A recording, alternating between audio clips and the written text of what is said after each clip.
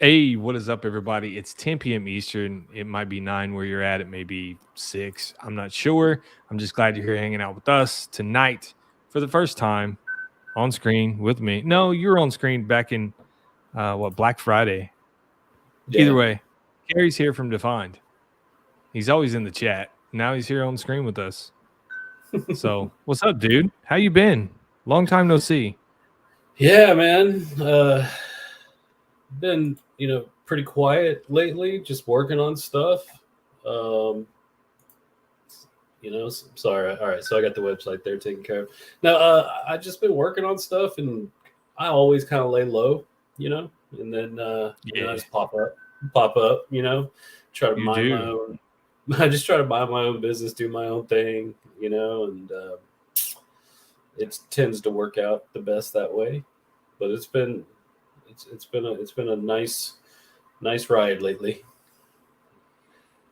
Well, if you guys Like, did not catch it, if you don't follow this guy, you need to follow him on Instagram and check out his story from tonight. It's epic. It just needs to be seen. You can't even talk about it really. It just needs to be seen. It shows you yeah, the behind the scenes of a being a beard product maker. yeah, that was a good one. My Yeah, wife it actually is. put that up there. I was like, all right, fine, I'll share it. I'll share it. You know, you got to know. We have to release stress some way. You know. Oh wait, you know Absolutely, what? I'm in man. the private chat. Hold on, let me get to the comments. My bad. Sorry, Yeah, everybody. get to the comments.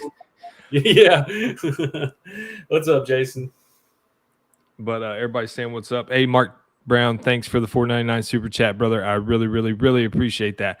So, dude, let's just let it loose, bro. Let's tell them what you're doing tonight. What are you releasing? Releasing the first spring scent of the year for us. I mean, it may be the last. Who knows? I mean, the last spring scent of this year. We may do get more into summer after this, but yeah, releasing a new spring scent. Man, I guess it helps to actually have it in front of you, doesn't it? Wow. I have it. I have it. It's cool. It's called Around the Fur. Around the Yep, Fur. yep. Around the fur. Anybody actually before we even say why I named it that, does anybody actually know what where I could have possibly have got around the fur from? Yeah. Does anybody in the chat know where the name Around the Fur came from? They're too busy talking Other about than my me. Dixon. Yeah. Hey, what's up, Caden? Bearded Okie, Travis, Tyler, Vic, Vato. The link is pinned at the top of the chat, guys. Smash that link. DTBA 15 is going to save you 20% off tonight at Defined Beard Co. We got some giveaways. We have someone that knows. Oh, we have a couple people that knows. Looky there. Looky there. And then Listen Ever had to to come through with, is it Peach Fuzz? it. Dan, In a way, here to the north. yeah. Yeah, Gary Penner was that from the Death Tone? Absolutely, dude. Absolutely. One of the most underrated albums of that time. Yep. I Yeah, I think the told Deftones everybody. are underrated, period, bro. But that's just me. Yeah, yeah. I mean, to me, that was probably one of the best albums ever. It just came out at a time in my life, like, me and my wife listened to it, man. It was just like we were younger, I mean, a lot younger. Mm-hmm. And that was a long time ago, and so um, it's kind of like this scent. It just has that vibe, man, of just, you know, driving, smelling good, light. It's not real dark musky. It's not that kind of scent at No, all. It's sweet and fruity and sweet blue musk. Man, it's just like it's good, me and dude. her were. It's good. Yeah, yeah, we were both sitting I'm refilling around this and she, bottle. Like I've just been at it like every day, dude. Every day. Let's go over the scent real quick. We got yeah. sugared apricot, amber, redwood, and blue musk. It don't sound like there's a whole lot going on, but this scent is just it's fucking good, dude. It's good. Like Thank you, man. when Yeah, when we were talking about it, and I was just like, all right, cool, yeah, let's do this. And then when I got it, and I was like, damn, Like he wasn't joking. Like he wasn't even being humble. He was like, nah, this is what it is. And yeah. I was like, yeah, you were right. Hey, what's up, Amanda? What's up, Dan? But it's one of those first scents I've ever made where I just like when I was done with it, I was like, I don't even have to test this, man. I mean, this is just it's perfect, you know. I mean, it was just that perfect spring scent, fruity.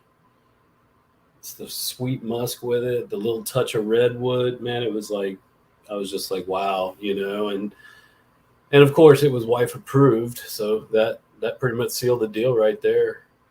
Yeah. oh yeah, dude. Yeah. Abby, I let Abby smell it, and she was like, I don't know where you got that from, but does he have more of it? And can you get your hands on it? I was like, yeah, it's Gary from Define. She's like, oh, okay, yeah. Because I mean, like, dude, like Defined was one of the first videos I did when I first started my channel. It was like the third video. Like, yeah, I've been rocking with you for a long time. So yeah, I mean, that's like what I like to tell people, man, is like you were a customer long before you were an affiliate. And so that's how you know it's true, it's real. You know what I mean? Like, you know, a lot of people think that when you got affiliates that, you know, it's just there's a bias there or whatever. It's like, no, man, you know, you were buying long before that, you know, and I just felt like you know, that's something that you deserved, man, you know, like you spent the money, you tried it, and you gave your honest opinions on it, you know, and then you continued to buy it. And so it was like that's like as real as it gets, man. You know, so yeah. But I've told numerous people, man, like I have a handful of companies like in my collection that when I know what I want my beard to look like or style, I can go to those companies and I know what I'm going to get from it. And Define's one of them. Like it just is. It works. It's not overly complicated. It's just you slap it in your hand, you put it in your beard. Your beard's going to style well. It's going to smell good. And yeah, it's just it works. So yeah. Dave said, you know what I mean? Ever. It doesn't smell like sweaty ass and stale beer, does it? Like after at a heavy metal concert. No, man, it smells more like if you're with a chick listening to the album. That's more like it's got that vibe to it, man. It's that vibe. Yeah, absolutely. Yeah. This will definitely be date night approved. Mm-hmm. Absolutely date night approved. It can be a date night scent. It can be a nighttime scent with the butter, you know? I mean, it's like, it's just one of those scents that, I mean, I've never really been big into fruit. You know, I did Lemon Delight, and I'll do that again in the summertime. But I never really did any other fruits other than that, you know? I mean, Chris and I did the Defined Mac, and that had pineapple, mango, things like that. But as far as, you know, most of my scents go, you know, there's not a lot of fruit in there. You know, so and you know, taking a risk with apricot was like, you know, once you sweeten it up, man, it was like blending it with everything else. It was just awesome. I loved it. What's up, Gary?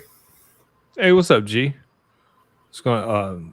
Now Everett says, "Oh, nice. Now that sounds good." There you go. Yeah, this scent, like legit, man. Like if you guys have not tried Defined, which I know a lot of you in the chat have, we've talked about it numerous times. But if you've not tried Defined, this would probably be one of the first ones I grabbed. Like literally, this is a really good scent. One of my favorite scents from Defined, he doesn't make anymore, but I think he still got the recipe, and we're gonna have to figure out something about it, even if I get it with no label. Which one? Newfangled. Oh yeah, that's right. I forgot. Yeah, that's old school. I need that in the new blend, bro. I need that in the new blend. But yeah, you know, the thing with that one was that one of the fragrance oils in it, the IFRA recently changed the ratings on fragrances. Some stayed, but some went real low. Some went to ridiculously low levels that no matter how much you use, you'll never smell it. You know, so it'd be pointless to use it. Right. You know, so that's the new one, Gary. I have to figure a way to rework it if I'm going to do it, because I can't use that fragrance anymore. It was so low, man. It was like, you'll never smell anything in this, you know? So that's what went down with that. But yeah, I hope to have it back sometime. I mean, I always try to want to, you know, I had to make that business decision on Lemon Delight it was selling great in the summer, but not really. I mean, not really during the rest of the year. So I said, okay, this is the summer scent. That's just all there is to it. Of course, as soon as I took it down, everybody's like, hey, where's Living the Light? I'm like, oh man, where were we with you know what I mean? So I was like, I thought because it was wintertime, nobody wanted it, and so, but yeah, I'm going to do that in the summer. Distinguished Caballero is another one where the IFRA changed the ratings on like 3 out of the 4 in there, and so I can't do that one until I figure out a different way to do it and it still be as close. But yeah, I'll end up doing another run of Lemon Delight for sure, and then try to figure out Distinguished Caballero later. Just do short runs of them. And, they were kind of the lowest selling scents out of all of them, and that doesn't mean that they weren't good and the people who buy it, have bad taste or anything like that. It's just like some things happen with that, and I had to make a business decision, and so I just moved forward with the lineup I have right now, and it seemed to work. Oh, it works. Like, dude, classic fall or fall classic. Yeah, dude, that's so good. Yeah. Like, I don't think a lot of people realize how good that scent really is. Man, I really hope that I didn't lose that recipe. I hope you didn't either. That's really good, bro. Like, it's fall without it being pumpkin spice and everything nice. Yeah. It's like fresh fall air, man. That's the way I felt, That's, I still got it. Let's see. You got some people in here asking about Amherst, and, for me, this is, I'm not going to say it's better than Amherst, but it's a different vibe from Amherst. Amherst is more of a cologne. This is not, I don't consider this a cologne. It's more of it's a vibe. Like, literally, like you said earlier, it's a vibe. Like, you put this on and they're on two ends of the spectrum. Amherst is a really dark cologne, I guess you'd say. Not so much dark, but it's just more on that hard cologne edge, and this is fruity and sweet and nice. So it's a little different, but it's not like beat you in the face, give you a headache sweet though. It's more of just like it's even, man. It's balanced really nicely. Yeah, and it just kind of breezes through your beard, and you just get light scents every now and then. It's not overpowering. No. Most of my scents have pretty good, scent strength to them, but this one still does, but in a different kind of way. I guess you'd say it's still there, but it's not just in your face, I guess. No, definitely, dude. I mean, thanks, Joey. It's easy to wear. It's pleasant. Yeah, man. Like, there's a lot of people that love your product. What's up, Joey Sparks? What's up, Daniel Disney? What's up, dude? Deep Pockets is one of my favorites from any company. Deep Pockets is a nice scent. Yeah, I love Deep Pockets, man. That's that was another one that I made, I guess, towards, I can't remember, was it towards the end of last year? Yeah, I can't. It all bleeds together now, but it's toward the end of 2020, wasn't it? Yeah, it's been around a while. It amazes me that like the way that I stock everything, I have it in order of which one sells the best. So it's just easier for me when I'm pulling orders. I just know, like, Deep Pockets is here, King's Bounty's here. Like, King's Bounty is like the one that really surprises me, because when you take a risk on a floral scent, it's like, wow, is this gonna fly or not? And it's turned into one of my best sellers. I mean, Dan C loves it, and you just kind of have to. It's one of those things where one of those scents where you just gotta. If you don't like floral, you're probably not gonna like it. But if you're even on the fence about floral, it's definitely worth a try, because it still has a manliness to it. So, oh, absolutely, man. Like, I think Lemon Delight is the only scent that you make that I don't have. And the only reason I never tried it is because I wasn't sure about the whole pound cake thing. I love lemon, Yeah. but I wasn't sure how the pound cake. But everybody's like, dude, you should try it. Just trust it, you know. So yeah. What's up, Sean? Yeah, I mean, I didn't know how that one was gonna work. I mean, that was kind of like the first summer scent I ever did. So, and I did a food scent, and then it, just kind of took off so well during the summertime, and it kept selling. So I decided to keep it, year round. But then the next year it kind of fell off until the summer, and then fell off after that. And I'm like, okay, this is a permanent summer scent. I mean, that's how it is. It's just you kind of gotta just make that decision. Man, I got a small lab and shipping area, so I got to keep everything to what's moving, the fastest, and all absolutely, that. man. So, yeah. Dave says it's delicious. It smells exactly like lemon pound cake. Not for you, Daniel. It's definitely a food. See, there we go. I'm not a big food person. Like, Yeah, don't get me wrong. I love the smell of food being cooked, but I don't know if I want to wear it in my beard all the time. You know what I mean? Yeah, you definitely have to be a food scent guy for that one. Okay. And especially if you wear there we go. it at night. What's up? Everybody's coming in. Cedric Morris, Gabe. What's up, guys? How's it going?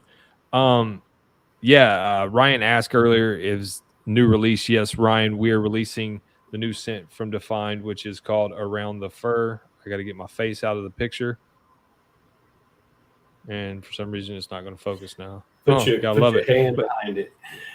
Oh yeah, I got to do the old trick. There we go. Boom. Around the fur. That's the old vape review video trick. Carrie, you still sound really good for sitting a mile away from the camera. That's what Sean said. Yeah, man. Everybody tells me that. I don't know. This is a Microsoft Surface 2 Pro or something like that. He's just got a voice that carries. Yeah. I just drank a lot of margaritas before this. so I'm probably louder than normal.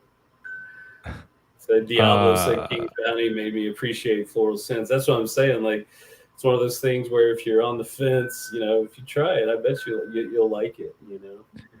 James, you have to get some Defined in your beard, brother.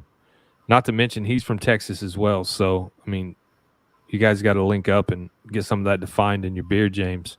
Tonight's a good night to try it. DTB 15 is going to save you 20% off. Guys, we do have some giveaways. Carrie was cool enough, which Carrie does giveaways on here all the time. He'll just randomly pop in and is like, hey, give this away. I'm like, all right, cool.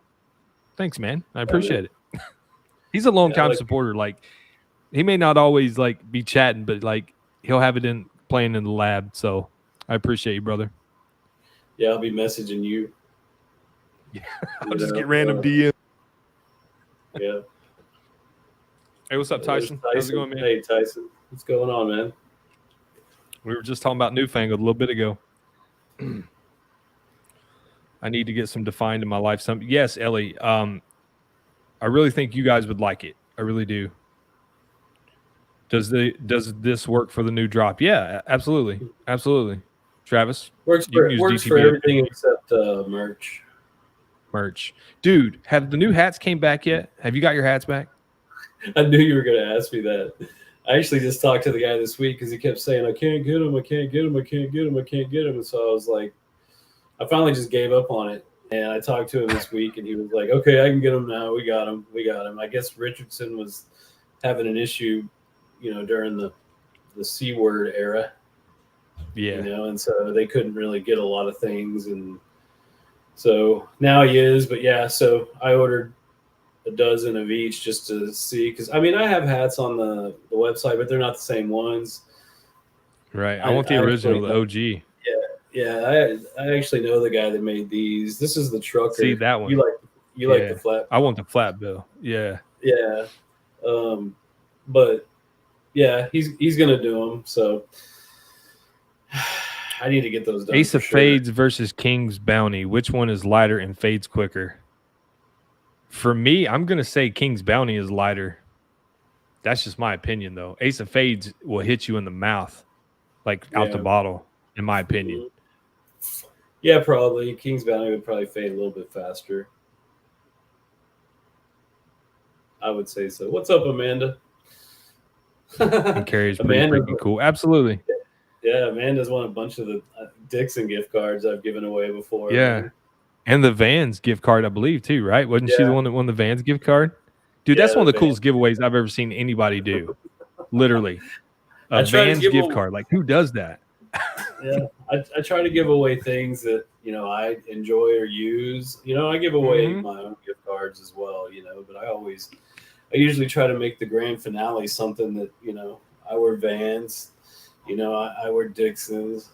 I wear Hey Dudes, or somebody called them that night Hey Dads. Yeah, Hey Dads. Yeah, yeah. So I try to give away that kind of stuff. Just as for fun. And Gabe says she won all the good stuff. Yeah. It was like I was like, wow, man, that's a score right there. It is the Dixon gift card, the Vans. I think she's won a couple like Beard Octane giveaways as well. Like she's on it, bro. She got that touch. Yeah. I was thinking that one too. Just now saw Bearded Vatos in here. What's up, man? That's the amorous spokesperson. That's what I call him. He loves it. What was it that Devin liked so much? Beard Code. Was it Lemon Delight? 1626. I just got that last order I made from you. I got 1626 and King's Bounty, I believe. But 1626 is pretty good, man. Yeah, that was all of them are. I mean, that was actually my first scent I ever made, and he loves it, man. That boy can bathe in it, He said I might just name my fourth baby. I'm telling you. Devin is 16. I should just rename it to Devin. That's what I should rename it to. That'd be, dude. Oh man. But Devin was the one that like turned me on to Defined. He's like, man, you got to try out Defined. And I was like, all right, cool, man, I'll try it. And then like I was just hooked. Yeah, man. He's a busy kid though, man. He's not really a kid anymore, but he's in med school or pre-med. Yeah, he's trying to be a doctor, so he doesn't have a whole. He's still an affiliate of mine, and it doesn't even bother me that he doesn't post a lot of videos anymore or anything like that, because I know he's working hard, and so if anybody uses his code, it's a little bit of eating money for him while he's going through med school. It's that ramen money, bro. That ramen money. Yeah. So, Bearded Metal Chef, we got the new scent is called Around the Fur. We got sugared apricot, amber, redwood, and blue musk. Smells amazing. Amazing. It wasn't what I thought it was going to be. Like when we first talked about it, you've been telling me about this for a couple of months now, and I was just like, I didn't know what to expect. And then we started talking about the name, and I was like, that's a banger name, dude. Like, banger name. And then I got it, and I was just like, yeah. Like I said, Abby was like, you need to get more of that if you can. I was like, all right, I'll talk to Carrie. Oh yeah, man. Yeah. When I got your voice message when you first got it, I let my wife hear it. I said, listen to this. It's about the new scent. She was laughing. I was laughing so hard, man. I was like, I told you, I'm not playing around, man. I spend a lot of time. I'm not really one of those that's going to pump out a scent a month. I can't do it. You know what I mean? Like, I just can't do it. So I know a lot of people probably get bored waiting around, and say, damn, is he ever going to do it? It takes him 2 or 3 months. But yeah, it does take me 2 or 3 months to really put together a good scent. I mean, I'm working on a bunch of stuff right now. Working on a collab with someone else, and working on two other scents. I'm gonna try to get a few more out there, but I just don't like to put out a whole bunch in a row. I mean. Yeah, I mean, it gives your new creations time to marinate. It gives them time to test out with everybody and see what's gonna if it's gonna work or be be something that's gonna stick around, or if it's just something you're gonna make a run. Yeah, I mean, I totally understand that, man. Yeah, so I take my time when I make a scent, and so that's just how I've always been, you know. So Let's see. What's up, Andrew? Andrew Carlisle's in here. What's up, dude? Guys, if you haven't already, smash that like button. Smash it up. Hit it. what's up? DTBA 15 will save you 20% off at Defined Beard Co. That works on everything except merch and apparel. Whoa. Gary, you take time. Yeah, he does. But I mean, like Chris from the Bearded Max, the same way, man. I mean, he's the same way. Like he'll sit and marinate on stuff for months at a time. Like he'll hit me up, but he's like, "What do you think about this?" And I'm like, "Well, I mean, it sounds like it would smell great." He's like, "I know. I've been working on it for months now." And he'll send me pictures of just little vials sitting everywhere, and I'm just like, "Damn, dude." What's up, Justin? It took me and Chris 6 months to make the Defined Mac. I mean, we weren't gonna just throw something out there. You know, it wasn't just a money grab or anything like that. It was, we really wanted to create a good scent. And so we took our time with that. But yeah, no, man, Chris is, me and him are really good friends, and he's always working on something. He's got a bunch of them. You know, he could, if he wanted to, he could release a ton of them all at once, but he just, that's just not how he rolls. You know, it's got to be perfect, man. And so I have a lot of respect for him. Oh yeah, dude. When he was doing the wash, the new daily wash, he sent it to me like months and months and months ago. He's like, "Will you try something out for me?" And I was like, "Yeah, man." He's like, "I know you wash your beard every day," and I was like, "Yeah." He's like, "And you love my stripping wash, and I know you can't use it every day." So he sent it to me, and I was like, "Dude, this is awesome. I like it. Like, you know, this is the total different spectrum than your regular stripping wash, but yeah, it's good stuff." And he's like, "Do you like the scent?" And I was like, "Yeah, it's all right." He's like, "It might stick around," and then he put it out, and I was like, "That's a good scent. It's a nice morning scent." Yeah. But yeah, Bearded Okie, I think his name's Corey, right? Am I wrong? I think so. Yeah, Corey, yeah. It says he's code isn't working for the new drop. It says only valid for specific products.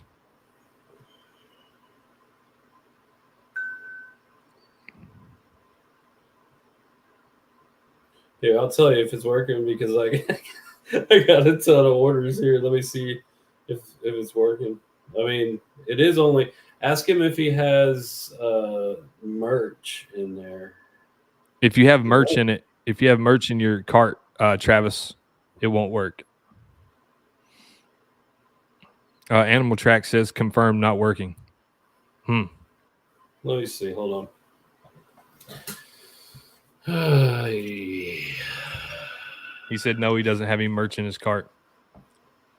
Are you putting in DTBA 15? Or are you putting in DTB 15? Just oil and butter and cart. I don't like tea tree and eucalyptus and whatever's in that wash, and it's not a bad scent, and it's gone when it's washed out. Yeah, it's totally, yeah. Well, that's just like Carrie's wash, the hydrating wash she just put out. It's minty as hell, like when you first get it, but then like it doesn't stick with you. Like you think it's going to be one of those scents it's just going to stick with you, and it doesn't. Yeah, and it wakes you up too. I love that scent in the morning. Try the code now. Try it now, Travis. He says. Oh yeah, let me see if anybody's even used it.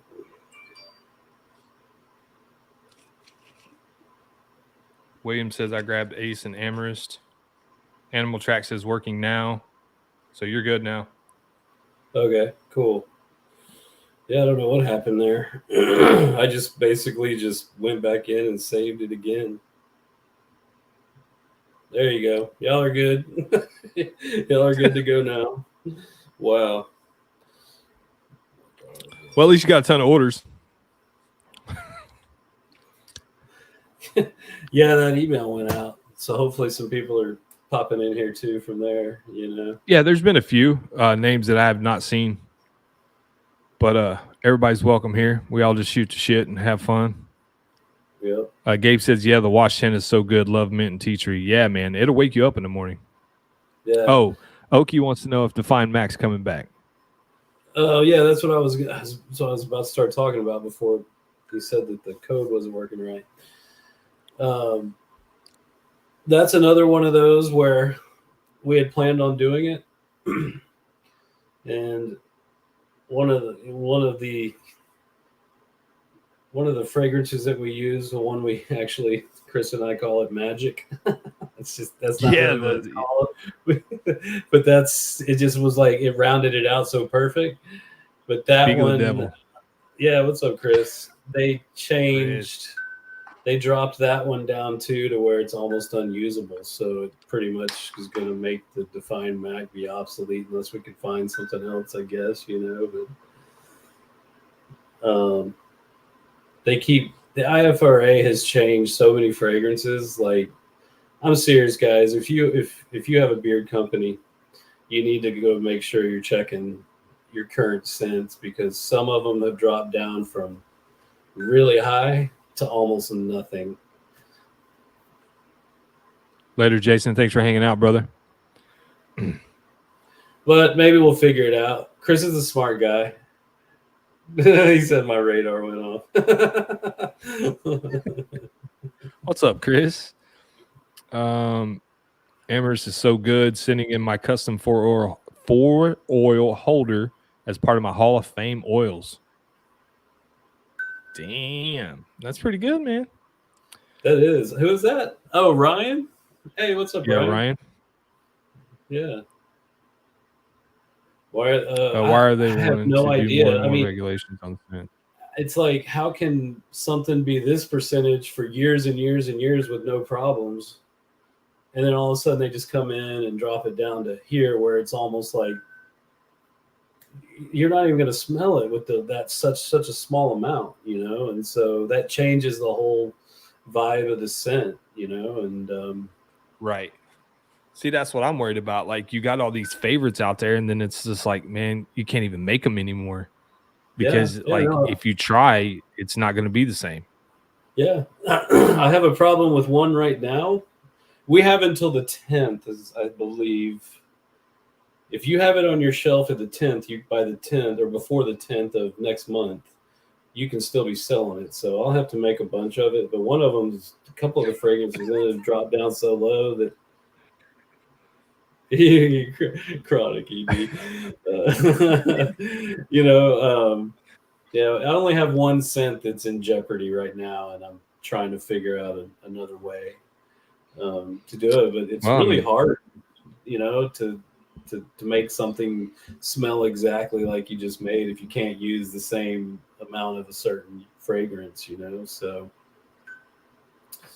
it's annoying. IFRA is a bummer, man, but you got to follow it, and you don't want to take any chances. So no, because I mean, I don't know what is it, like fines or something? I mean, what comes along? Like, if I'm not sure exactly how they do it. I don't know. I don't know if they actually truly regulate it or not. I just think that it's just something that, I don't know. You just don't want to test it. You don't want to take your chances, I guess is what I'm saying. And so yeah. I mean, you don't want to be on nobody's radar. No, not at all. I try to stay off of that. But yeah, I mean, me and Chris, the Bearded Mag, we've been on the phone together, texting. We're like checking our scents and getting the new IFRA ratings for them. Like, is this scent okay? Is it, is this one going to make it, and it was stressful, it's because you never know. So Chris says IFRA isn't law, and if you're not a member of the IFRA, you don't have to follow it. But why take the chance? See, yeah, I mean that's just kind of how we look at it. Is there's no reason to take a chance. Just be safe about it, and keep heat off. You don't want extra attention on it that you don't need.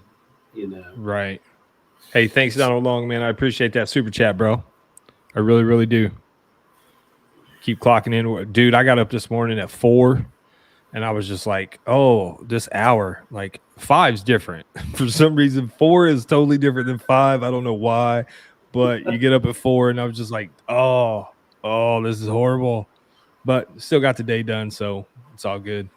Yeah, you see, Gary knows, I mean, it's like, you just don't want to take that chance. It's not worth it, it costs you a lot more in the long run if you don't follow what they suggest. I mean, and that's kind of how we've always looked at it. I know when I've talked to Chris, they are really just recommendations, but you just don't want that heat on you, So Yeah. Oh, I totally agree, man. Vado says Amherst should have a disclaimer that reads, "Carrie is not responsible for any babies made while wearing it." I told you, man. He's like the Amherst spokesperson. How is 1626? That profile sounds interesting. I like orange eucalyptus and sandalwood. Not the biggest patchouli fan, though. Is that what's scaring me about this one? Dude, I really don't get patchouli in 1626. Yeah, it's more of like a binder type of like a. Yeah, I don't get patchouli at all because I'm not a big patchouli fan either. Yeah, me neither. And there's hardly any in it. It just kind of smoothed it out a little bit at the end, And so, Nicholas, what inspired the name around the fur? That was named after my favorite band, my favorite album from my favorite band. One of my favorites, the Deftones. Dude, I've seen the Deftones numerous times, and like I could go watch them play for hours. Literally, I could watch them play for hours. Yeah, it doesn't get old. It's never the same show. It's always just a vibe. But yeah, and we're old. They're sitting here going, "Man, you guys are talking about new metal." Yeah, no. Oh, see, I didn't really consider Deftones new metal, though, man.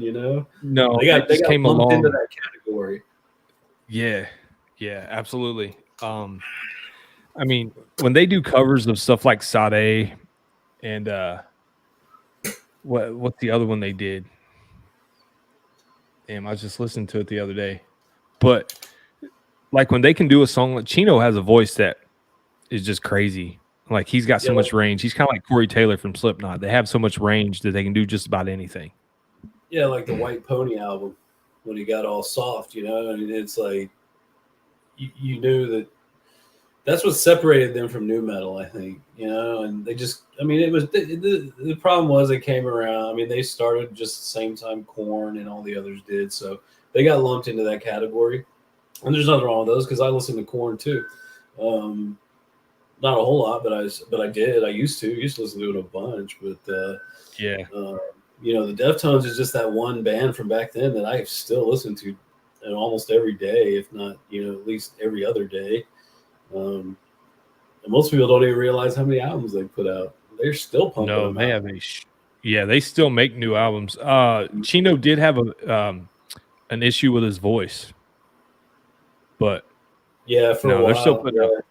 Yeah, they're still putting out, but he doesn't do as much aggressive as he did before. Chino used to have a problem drinking like a whole bottle of wine before he went on stage, and I think at one point he actually fell off stage. He was so drunk. Mm-hmm. He's changed a little bit now, He loves red wine. That's what he's paid. Yeah, like one of the cool things about going to their shows, they always have the big rugs out everywhere, like, and the stage is just covered in rugs. It's cool shit. Like everybody else has got like, cages and crazy stuff going on. No, they're just a band playing on some nice rugs. That's it. Yeah, it's hard to scream like that every night. I've been through that, I did it for 7 years. I couldn't imagine doing it my entire life, Don't get me wrong. I was a big Korn fan too. Like when the first album dropped, like that first album was like totally different. The sounds, how everything was tuned, and I was just like, man, that's epic. That was the first, of the drop down tuning with the hip hop. Wow, this is crazy. Yeah, it was good. Life is Peachy was good too. Yeah. Follow the Leader got a little more into mainstream, but it was still good. Yeah. After that, I kind of lost interest a little bit. I mean, I still listen to some of the newer stuff, but I seen them in concert. The last time I would actually, they were like, I can't remember who they were opening up for, but like I could tell Jonathan Davis was lip syncing, dude, like the whole time. Like it looked like a bad dubbed Chinese flick, bro. Seriously, it looked like a bad dubbed kung fu flick. And I was just like, I told my buddies, I'm like, I'm out, bro. Like, I'm done. Like, I didn't drive 2 hours and pay all this money to watch him. Like, no, I'm done. Yeah. That was actually, I'll do this later. Yeah, I can't even concentrate on more than one thing at one time. You're as bad as I am. We went to an auction today, bro. I posted a picture of a dozer. I was like, man, I really want this, but it ended up selling for like 210,000. I don't have that kind of money, but Yeah. There was like 2 different little auctions going on at one time, and I'm trying to pay attention to both because I need this and I need that, and like I just couldn't do it. Finally, I was just like, I told my father-in-law, I was like, all right, you pay attention to that one, I'll pay attention to this one, and we can just go on about our merry way. I can't. Yeah, no. Yeah, man. I'm one of those people where I'm like, if I'm doing something, I'm like, just let me finish this. Then I'll get on that, like. And my daughter's completely different, man. She does like 5 things at once. My wife does like 5 things at once, but she won't complete any of them. She'll do all of them like halfway done, and then, sorry. Hey, man. I mean, if it's the truth, it's the truth. Cedric wants to know, what is your favorite scent that you make? For everyday use, I'd say Ace of Fades. And then, if it's a date night type situation or night out, something like that, either Amherst or Deep Pockets. But Ace of Fades is what I had been wearing every day until I made Around the Fur. And I've been wearing that every day ever since. It's just so, yeah, dude, clean and light, but sticks around, not in your face. It's not a room filler, but man, people get close enough, they can smell it. Yeah.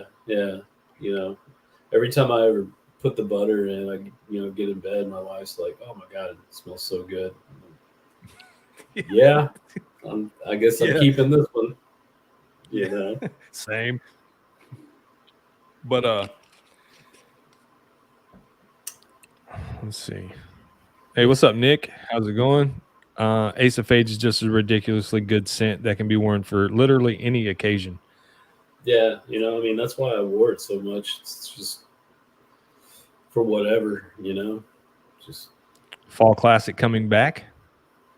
Yeah, it should. I should do it again in the fall. Yeah. Unless I come up with some kind of amazing new fall scent. I don't know, but fall classic was pretty good. It was. Because like you hit me up, you're like, I'm doing a fall scent, and I was like, all right, it's not pumpkin spice, right? And you're like, no, it's a different kind of fall. I was like, all right, cool, I'm down. What's up, Nick? Yeah, I couldn't do a pumpkin spice. That's just not me, man. I can't wear it. I can't smell it. I can't drink it. I don't have anybody. I don't have anything against anyone who likes it, because that's perfectly fine. Just, you'll never get one of those from me. You know what I mean? It's just not gonna happen. Like I can always tell when fall's coming around, because my house starts to smell like pumpkin spice. Abby loves the smell of it. Like she just does, and I'm just like, oh man, I'm so over it. Like I'm so over it. Like by the second day, I don't want to smell anything pumpkin spice.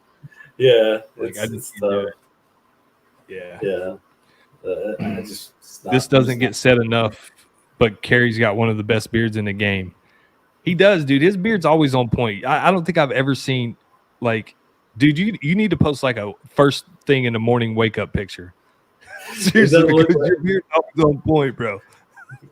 It doesn't look like this when I wake up. Trust me, it doesn't look too bad, but yeah, it doesn't quite look like this. But I know some great products to make it look like this. It just takes a few minutes to get it this way.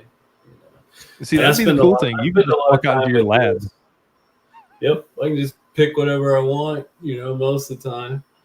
But yeah, no, I mean, it's that Chicago number 8, I think, that has really made the difference, along with the product. And I try to keep it. I actually just did a little bit of a trim. I'd say I was probably about right here.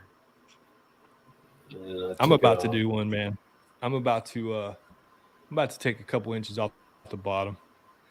Yeah, Hey, what's up, Josue? Carrie, do you ride a motorcycle? no, I don't. I ride giant hungry hippo. Check You out my guys have to story go on Instagram. If you go want on to see that. Instagram and follow this dude and check out his story from tonight. It's super funny. Gary says your beard is actually plastic. Yep. I just put it on before I come in here. This is a mask. All right, man. Let's do one of the giveaways. We're 45 minutes into it. Let's do one of the giveaways. So Yeah, Carrie go was for it. cool, and he wanted to give away some $25 gift cards to Defined. So you guys, I mean, you can't complain about that. Especially, I think the combos are going for like 24 right now. Somebody said I think they got a combo for $24.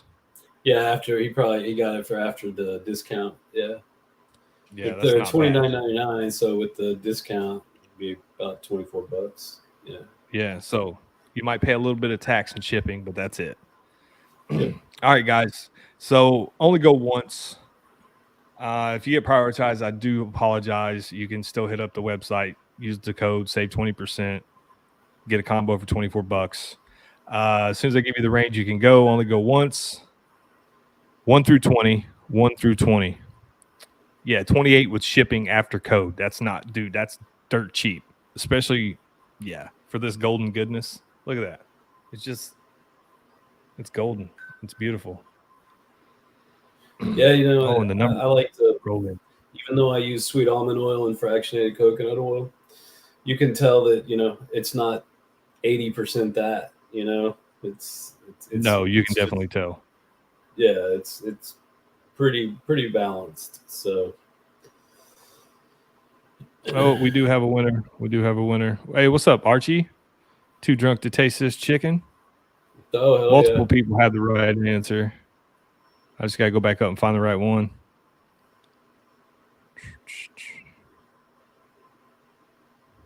Where'd it go? Boom.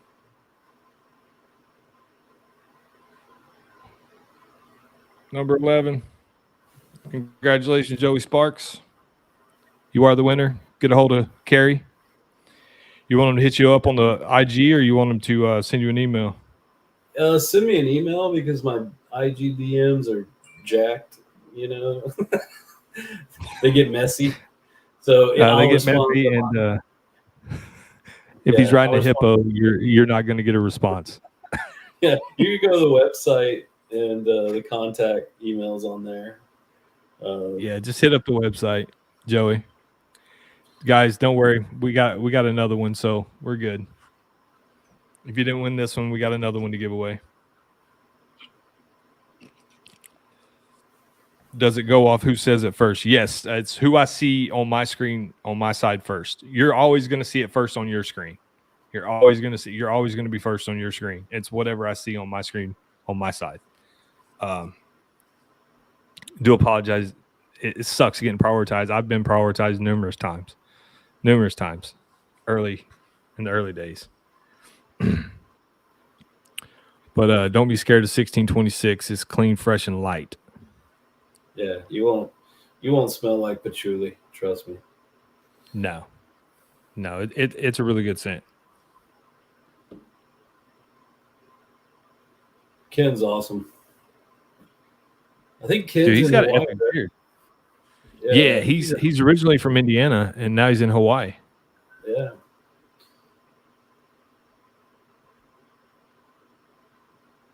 Where'd it go? I just seen a comment. Damn, I missed it. Where'd it go? What's up, Long Island Beard Oil? Damn, I hate that, man. Well, all these comments just like flood in, and you like lose stuff. Like, it's crazy. It's all right. No, we're good. I'm just hanging. I'm used to just texting on here. Yeah, Yeah. Usually you're just in the chat. Like, Yep. you've caught a lot of the funny episodes we've had, and you've contributed to the chat. Yeah, that was. I think that was actually when you had Gary on. Yeah, you've been to make here. that scent. The cider. Yeah. the Dixon Yeah. cider. Yeah. Oh man, that was That's a good funny. one. Yeah. Hey, welcome in, Blake. Appreciate you being here. I'm going to pick up Around the Fur for second combo. What would you all suggest? Amorous, Deep Pockets, King Bounty.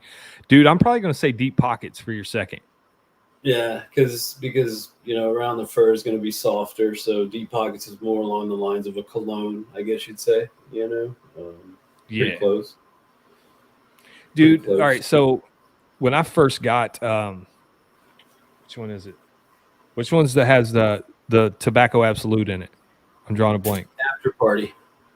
After Party. Okay, like when I first got After Party, for me that smells more sweet. Until we were talking that night, and you were like, "Nah, man, it's got a Tobacco Absolute in it." And now every time I smell it, I get that tobacco. Yeah, it's weird. Yeah. Like I didn't even notice it at all, really, it has a little bit of sweetness, but it's got that spiciness. That's Mm-hmm. what it is. I like that scent. I wish it sold better than it did. I mean, it sells enough to keep it, but yeah. I know Bearded Vato. He's had After Party too. I kind of lowered the bergamot on it a little bit, that helps the Tobacco Absolute come out. Well, I remember when I first got After Party the first time, it was in the Beard Bento box because I was the first one to get it, and you were like, "You got it already?" And I was like, "Yes." No, let me tell you about this. So it was like 105 degrees in Texas, and so I had to make 150 of those or 200. I can't, or maybe it was more than that. I can't remember. And there were those little sample ones, right? Yeah, because you got a full size 1 ounce oil and you got a 1 ounce butter. Yeah, and so it was like 105 degrees in Texas. So that crap melted like while it's in the truck. You know what I mean? And that went to Florida, which was where Beard Bento is. Yeah. And it took like a week. That was like, for some reason, taking forever back then. Shipping was. It took like a week to get to him. It was hot as hell in Florida too. So that stuff was like basically just liquid the whole way there. Then he had to ship it out again everywhere in his boxes, and I was like, "Oh, I don't think I'll ever do butter in a box," because he sent one to me, and I opened it up, and I was like, "No, that's not what my butter looks like." this is bro. Because I already had Newfangled the combo, and then I got that. That's the only reason I got the Beard Bento boxes because I knew you were dropping After Party in there first. Yeah, and I got it, and I was like, "This don't look the same, bro. Like, what's up with this, dude?" Yeah, no, it had been melted, solidified, like slowly though, so that makes it gritty and stuff, and so I was like, man, I said, I'll never do that again, man. That was no way, not guys, Blake's looking for suggestions for his first defined purchase, so everybody's saying Amorous. We got King's Bounty. I mean, in my opinion, you can't go wrong with any of them. Like, they all have their own little thing about it. Thank you, Matt. Appreciate that. Man, that's a lie. Vato is never going to recommend anything but Amorous. That's just all he's ever going to recommend. You may have to do a special run and just call it Vato. Yeah, dude. Joe loves King's Bounty. I think Joe has the original label, the old school label with the skull and crown and sword on it. That's the no. I used to do themes on my labels. Yeah. And now I had the After Party had the tux and the bow tie. Yeah. Now I have just one brand, and it's just straight across the board. It just is better that way for me, I feel. Mark Brown says, put Vato's face on Amorous bottles for a short run. Call it Vato's baby making. Yeah, I know Mo loves that scent too. Mo actually texted me today. He said, got the new scent in beard right now. I love it. I was like, cha-ching. It's like, dude, I was talking to Dan about it. Like Oh, Dan really? hit me up. He's like, yeah, he's like, you got Carrie on Friday night, right? And I was like, yeah. And then I was like, have you tried the new sin? He's like, dude, it's fantastic. I was like, yeah, that's what I'm Yeah, talking about. It is fantastic. it's right up his alley. You know, he loves Oh King's yeah. Bounty, but it's not floral, but it's right up his Mm-mm. alley. You know, and Mm-hmm. so yeah, he told me he got it, and he was like, this is great. I said, Yeah. but what does Sam think about it? Right. You know? Right. That's He the just question. laughed. He just laughed. He's like, she hasn't spelled it yet, you know. But yeah, no, like yeah, because I'll be on Dan's. I'll be on Command's Corner Monday night. Yeah, Monday night. Or We're gonna keep I the won't party be going. on It's it. a defined weekend. Yeah, you Yeah. know, Yeah. you Carrie be in the gotta, chat though. yeah, you know, that's what I'm saying. Like I disappear for like 2 or 3 months, then I pop up and I'm everywhere, you know, and then I do my thing and I stay busy and mind my business and don't get involved in anything, and I just run my business, man. That's all I do. You know? That's how I roll. That's how I roll. Ain't nothing wrong with that though, man. There's nothing wrong with that whatsoever. Like Yeah. if I don't hear You from know, you for a week, I don't think nothing of it. It's not like I'm like, well, I don't guess Carrie likes me anymore. He hasn't messaged me in a week.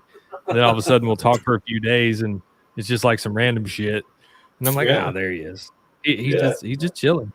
yeah. Sometimes I mean, I just get busy, you know, and it's bad. I should probably hire somebody to do my social media. I mean, of course, obviously, I'd still talk to you, but I mean, like the posting and things like that, so I can Mhm. do it more, you know, because it's come to the point now to where I spend all my time making and shipping products, you know, making, packing, shipping, and I've kind of when I first started, I was all on IG because, of course, you know, I had more time, you know, because I hadn't really Yeah. established myself yet. But after that first year, it was like, oh, you know, I've got I still have to try to manage my social media too, you know. So, and I've been working on my TikTok, man, but I'm still slow on it, you know, Dude, still that slow. I will not go. I guess I'm I just will too not. I old. even had well, that for one, that, you know, but like I told Dan, Beard of the North, I was like, hey man, you want to run my TikTok? He's like, no, I just now figured out how to run my own. I was like, come on, man, just run my TikTok. That's funny you say that because I was just talking to him earlier and I was giving him props that I was like, dude, you're like a TikTok pro, man. You had a video blow up, dude. You know, he had one go viral. And, you know, he just said that that's his outlet to where he doesn't have to restrict himself to beards, you know. And so I was like, yeah, Yeah. man, you're doing good. I said, I got to get mine rolling, you know. I just spent so many years performing on stage in front of people that I hate being the center of attention anymore, you know, or like being Mm-hmm. on camera here is different, but you know, doing quirky stuff on TikTok, you know, I got friends that'll be like, what, you know, Yeah. But at the same time, you're trying to grow a business. Like you have an established business, but you still want to continue to grow. So I mean, like it's yeah, whatever the trend is. I mean, like you might as well hop on it and try to grow that way yeah, as no, well. yeah, you Don't know, limit yourself. Facebook ads used to be like awesome, and then they changed their regulations or like how they can target people, you know, by their interests and things like that. Mm-hmm. And I got to the point to where now I just pulled my Facebook ads. I pulled one about 3 weeks ago and I haven't run one since, which I've been running Facebook ads for ever since I started 2.5 years. You know, it's been almost 2.5 years. So I'm thinking about putting that money into something else just to try it and see what happens. You know, people keep telling me, trust me, it's TikTok, and I'm like, oh, my daughter's on it all day, and I'm always telling her to get off TikTok. You know, and they're like, dude, it's your company. You know, just do it. You know, I'm like, all right, I'll do it. You know, so I'm gonna throw that ad money somewhere else. Definitely won't work on Twitter. That's a pointless place to have ads for it's a pointless place for companies to be in the first place. I actually took my Twitter page down. I was like, I don't want my company having any part of Twitter, man. It's ridiculous, you know. So I just stick to Facebook, IG, and TikTok. You know, I have a See, YouTube here we go. channel. I haven't done anything. Yeah, you need to get on TikTok, bro. Hell of exposure for the channel. Man, Yeah. I've had other people hit me up and they're like, dude, you need a Facebook group and you need a TikTok. And I'm just like, man, I have not been on Facebook in 6 years. I've not touched a Facebook in 6 years. I'm like, nope, I'm good. And TikTok, I don't know. My son turned 16 Monday. So happy early birthday, Caden, if you're still in here. I know he likes to watch the streams. He'll be 16 Monday. So everybody throw a happy birthday in the chat for my boy. But yeah, maybe I should have him running my TikTok. Yeah. See, Corey's got it, man. It's like he doesn't have time for that crap either. It's just, of course, we would still talk to people, on DM that we always talk to and things like that. But as far as like posting, scheduling posts and things like that, and just coming up with ideas every day. It's hard, and you got to figure out what time to post. You got to catch that algorithm, and what time to post. Do you use more than this number of hashtags? Is less hashtags good? Is more hashtags good? Everybody says the different. I have people contact me all the time who claim to be, social media experts, and they're like, you need to use, 3 hash words for this category. 3 hashtags for this category, 3 for this one, and 3 for that one, and that's it. And I'm like, okay, but I've heard the exact opposite too. Some people say, use 50 hashtags, however many you want, and it's like, well, yeah, I think it's time for me to hire somebody to do that. Like I try to watch these videos. Like I'm constantly on YouTube watching, content for like lighting and how to get the best, this and best that for your, for the videos. And then you got people that say, okay, don't say anything about subscribe. Don't say anything about smashing the likes, blah, blah, blah. Just add little things in, little pop-ups in your videos that kind of catches people's eye. It tells them to subscribe. And then the next video I watched, they're like, oh no, within the first 3 seconds, you need to say subscribe, like, hit the thumbs up. And I'm just like, damn, which one do I do? Like, yeah.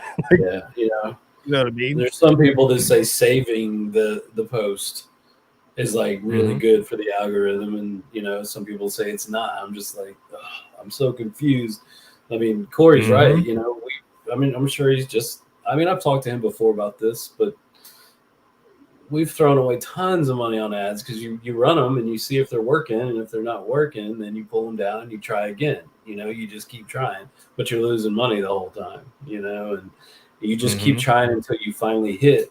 And I hit one with Ace of Fades. That was probably like the first one that really, you see the analytics where it comes from, where the order comes from, and it tells you it comes from Facebook ads. And so that one went crazy. And my rule was always like, don't let an ad same one run for more than a couple of months because it gets stale. I let that one run for like 6 months because it just kept doing good and good, really good. And then Apple changed the way they will let you target people and things like that. And I noticed it started to fade out, so I finally pulled it. Yeah, and so I am thinking about getting more involved on TikTok, but you got to stay on IG. That was my bread and butter. Hit the like, subscribe, and ring the bell for 10 hours and then go viral. It probably would. Yeah, this guy's video. That's all he says for 10 hours straight. Yeah, I know. It's like, I just gotta. IG is definitely, out of Facebook, Instagram, and TikTok, I have the most followers on Instagram, and that's because that's really where I started. I started with Facebook and Instagram, but it's funny. A lot of my orders came from Facebook ads, but I have a ton of followers on IG, a lot more than I do on Facebook. If you have Facebook or TikTok, go follow us. There you go. Yeah, go check out the find on all social media platforms. I've unsubbed channels that constantly. Oh yeah, bro, me too. Like I'm the same way. Like there's a certain videographer that I watch for lighting tutorials, and like here lately his videos, that's all they say is like subscribe, and if you like this, hit the thumbs up. And I'm just like, oh man, like this video is 10 minutes long and 7 minutes of it was you telling me to subscribe. And I'm just like, I'm already subscribed. Yeah, I mean, it's like, dude, I've been watching your videos for a year, man. Stop telling me to hit like and subscribe. I get it. Exactly. I get it. There's, Like, I get it. There's new people that watch them, probably every video, but every video. But maybe it works. I don't know, man. Like I said, I've really just gotten to the point where now, if I remember to say it in the video, I'll say it. If I don't, I don't. Like, that's just how it is. Like, Nicholas says, Daniel, can you explain the sin again? Dude, the sin is damn. It's sweet, but not overly sweet. That blue musk gives it, I don't know, man. It's just it's a vibe, dude. It's like a chill, you're laid back. It's, man. you get the sweet fruit right when you put it in, and then it just kind of blends into everything like within minutes. It's like, it evolves quickly. Yeah, exactly. Yeah. It's what's up, Emo? See, every once in a while you just get a balanced scent, bro, and you can't, like, it's hard to explain, like, and this is one of them. It's well blended. It's not like you get the sweet fruity notes up front right out of the bottle, but then like he said, within minutes it's gone and it just fades into this nice dried down chill type scent. It's a nice spring scent. It's gonna be fresh, but don't think fresh as in like a cologne or clean or anything. Like, it's just a fresh, nice scent. It's like a new scent. You know what I mean? Like, oh, everything's new again. Kind of like how spring is. It's nice. I like it. I love it. I recommend it for sure. 10 out of 10. Oh yeah, absolutely. I mean, I've just been pounding this bottle, like, boom, every day. Yeah, I'm trying to get better at, I guess, blending. I mean, people have always told me that, man, your sins are really balanced, and I'm like, man, I feel like some of them, one thing stands out more than the other, and no, but most people are telling me no, they're all pretty balanced straight across the board, so I try to keep it that way. I don't want anything to overpower something too much, I don't know. Everybody has their own style and technique, Somebody asked a question earlier, like something about small batch. Like, I don't know if they were asking me if there's any other small batch companies I use. I don't know. I didn't see that one. Yeah, no, I saw it, and then we started talking. I forgot. Carrie used to be a performer. Oh yeah. I was the lead singer of a metal band called Powder Burn. It's on Apple Music. It's on Google Play or whatever they call it, the Google Music Store. I don't know. The band's we're old folks. We don't know what this shit's called now. I just know I definitely know it's on Apple Music. Yeah, when I had my first son, I left the band. So, but yeah, there's quite a few albums on there. Yeah, that was. Dude, I'm gonna have to go check that out again. It's been a minute. Yeah, I'm gonna have to check it out. I mean, we were lucky. We got to play with a lot of really cool bands. We got to tour. What was your favorite band to play with? Oh, if you had to pick one band to go play with again that you've played with, who would it be? Slipknot. You played with Slipknot for real? Yeah, we opened for them. Yeah, back. I got pictures and everything. Back before. You got to send me a couple of those, bro. Yeah, and they. It was back when they still couldn't show their face. It was like their first album. It had just taken off. Like, yeah, we played with them in Killeen, Texas. Damn, son. See, I knew there was a reason I got along with you really well. There it is. Like, there's another one. That's another part of it. Yeah, I mean, I would do it with them again, just because it's such an experience to be able to sit there and watch, and they're really down to earth guys. I mean, some of them, do have their issues, but for the most part, they're actually brilliant. They're nerds. You know what I mean? Yeah. Um, That's what my Abby's sister went to I can't remember what it's called, man, but it's like Comic-Con for horror movies, and Corey Taylor was there in Indy, up here in Indianapolis. Him and his wife. He was at the yeah, show, and I didn't get to go. I was going to go, but I didn't get to. Well, my father-in-law met Corey Taylor, and he's like, dude, he was just like talking to a regular Midwestern guy. He's like, he wasn't pompous. He was just like talking to, he said, we stood there yeah, and talked for a while. Other people was like, hey, man, you need to go on. I want to meet him too. Like, but he just yeah, sit there and had a conversation. So, yeah. He's super intelligent too. That's the thing, man. Like he's he's got it down.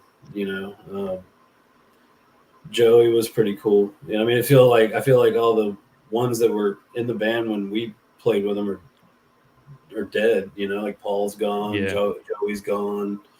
The last time I actually went to go see him, it just felt so weird. Like I was like, oh my god, man! It's like I don't even recognize some of these guys anymore. You know, but they were still. Even if you don't like metal, you got to see Slipknot live at least one time just to experience It's a whole thing. Yeah, it's a whole experience. It's not just like we went to Knot Fest a couple years ago, Oh yeah, right before the big word hit, and Mhm. dude, that was epic. Yeah, Like that was like the 5th or 6th time I'd seen them, but like every time it's different. It's not the same yeah. show every time. They got a Yeah. whole different show. You know, I remember in the beginning we played with everybody. Man, we played with the Cottonmouth Kings. I don't know if you know who they are. Yeah, bro. Suburban That was- Life. Come on. yeah, that was back when they had what was his name, Pakalika, the tall, Yeah. skinny guy, wrap his face or whatever. I think he died. Everybody dies. Jesus, man. It's Everybody, dude.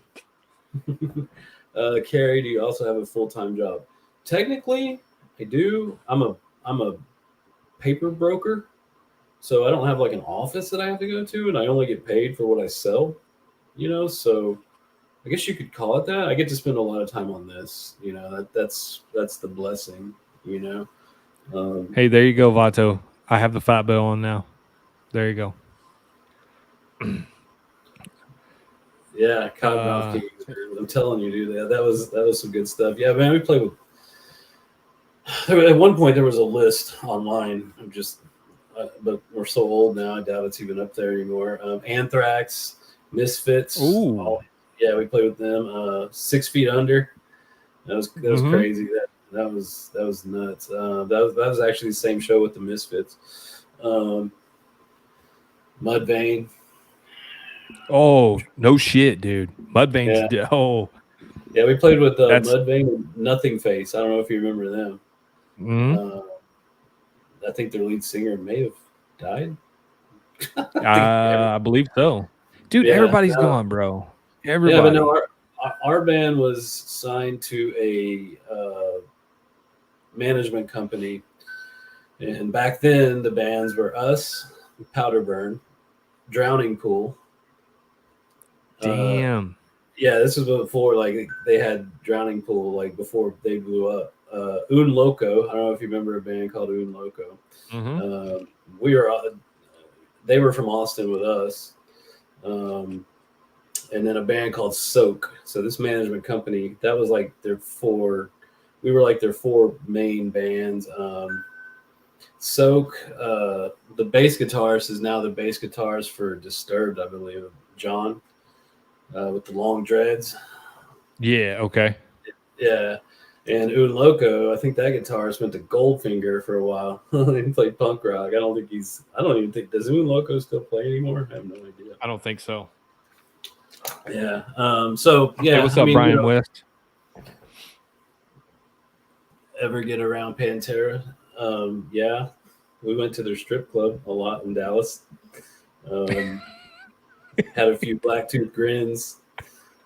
That was long before what happened to Vinny. Yeah, I mean, it was fun. You know, I enjoyed it. You know, but when my first son was born, I actually decided we were actually in a hotel room in Los Angeles on Sunset Boulevard, and one of our roadies was just hammered, and they were wrestling around with someone else, and he got slammed up against the wall into a glass frame, and it shattered everywhere, and he got cut. So that they were having to take him to this little clinic. So there was blood all the way from our room, all the way downstairs of this hotel, all the way down Sunset. So you could see exactly where we went. But follow the drip. Follow the drip. Yeah, my first son had just been born, and right then I was just like, all right, I'm done with this. It's been a long time. We played with the show. I think we played with Coal Chamber in Los Angeles. I don't know if you know who those guys are. Yeah. Oh yeah. That's what Gary Penner's talking about. I used to love El Nino and Coal Chamber. Yeah, man. Yeah. We played with them at a place called Coconut Teaser on the Sunset Strip. It's probably changed names now. You can probably look it up and it'll tell you what Coconut Teaser is now. But I think we played with Coal Chamber. Who else was on that show? I don't know. Some band from Northern California. I can't remember. Oh, Shorty, a band called Shorty. But yeah, man, I got the chance to tour and do all that stuff, and it was fun while it lasted. Here you go. Rick from Into Designs. He makes really cool masks, but he says new scent, Blood Trail. You never know. Maybe put like, bro, you could have called Ace of Fades Powder Burn, bro. Just saying. I could have, man. Damn. I just didn't want to put burn in any scent. You know what I mean? Like that's true. That does kind of give a bad vibe, doesn't it? Yeah. No, those were some good times in my life. I mean, I'm 48. Dude. I'm almost 50 years old. So, I was. Yeah, bro. I'll be 41 this year. So we're not spring chickens anymore. No. Well, at least not on the outside anyway. Maybe if you guys go watch his story, you may differ from what I'm saying right now, but go watch his story on Instagram. He may not look 48. Just saying. I can still move, I can still move. Yeah. Ellie said she was in the crowd in El Nino's Unreal music video. I still remember that video. Oh yeah. Oh my God. Yeah. That was a good one. El Nino. Wow. See, it's gonna make me go listen to all this stuff again. Yeah, dude. I have a playlist dedicated to that shit. Like, I'll just jam out some days. Yeah, I mean, I'll almost be 50, and I'm a huge Bring Me the Horizon fan. It just blows my daughter's mind. She's totally in love with Ollie, the lead singer. And I'd always be listening to him. And she's like, "Who is that?" And then I showed her a video, and she's like, and she's 12, by the way. She was like 10 when I showed her this, but she was like, "He's kind of cute." I was like, "All right, get out of here, go." So she thinks it's cool to like Bring Me the Horizon. I mean, there's a lot of new bands that I still keep. I have a 22-year-old son as well, so I still keep up to it. I mean, keep up with the newer stuff. I'm the same way, man. Like, I don't listen to as much of the newer stuff as often as I do the older stuff, like what I listened to growing up. Yeah, but like, I still catch some of the new stuff, like Wage War. I listen to some Wage War. What's another group? Shit. Damn, I was just listening to it the other day. Somebody asking me if the new scent is a Deftones inspired scent. Yes, it is. Absolutely. Yeah, bro. When you told me about that, I was like, yeah, it's got to be that. It has to be. And then like it just matches, bro. Like that scent. I'm telling you guys, for everybody in here who ordered this scent, by the way, you can get it for 20% off if you use the code. But get this scent and then look up the Deftones Around the Fur album and listen to it. I'm telling you, it's gonna put you in a hole. It's all gonna make sense. It's like that album in a bottle. Yes. It's hard to explain. It is. Man. It's hard to explain. A lot of people just listen to music to listen to it, but like if you like really pay attention to music, man, it's awesome. Yep. Music got me through some of the roughest spots in my life. Yeah, it's always been a huge part of my life, and like when I did Ace of Phase, obviously I took a spin of Aces. I called it, Ace of Phase. I took Ace of Spades, Motorhead. That's for the really old guys. So I figured I'd still let everybody know that there's still more to come. I'm not just an old guy at all. I still keep up. My son listens to a lot of rap too.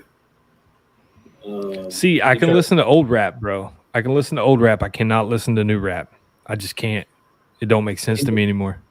He listens to some of the craziest stuff, man. It's so funny.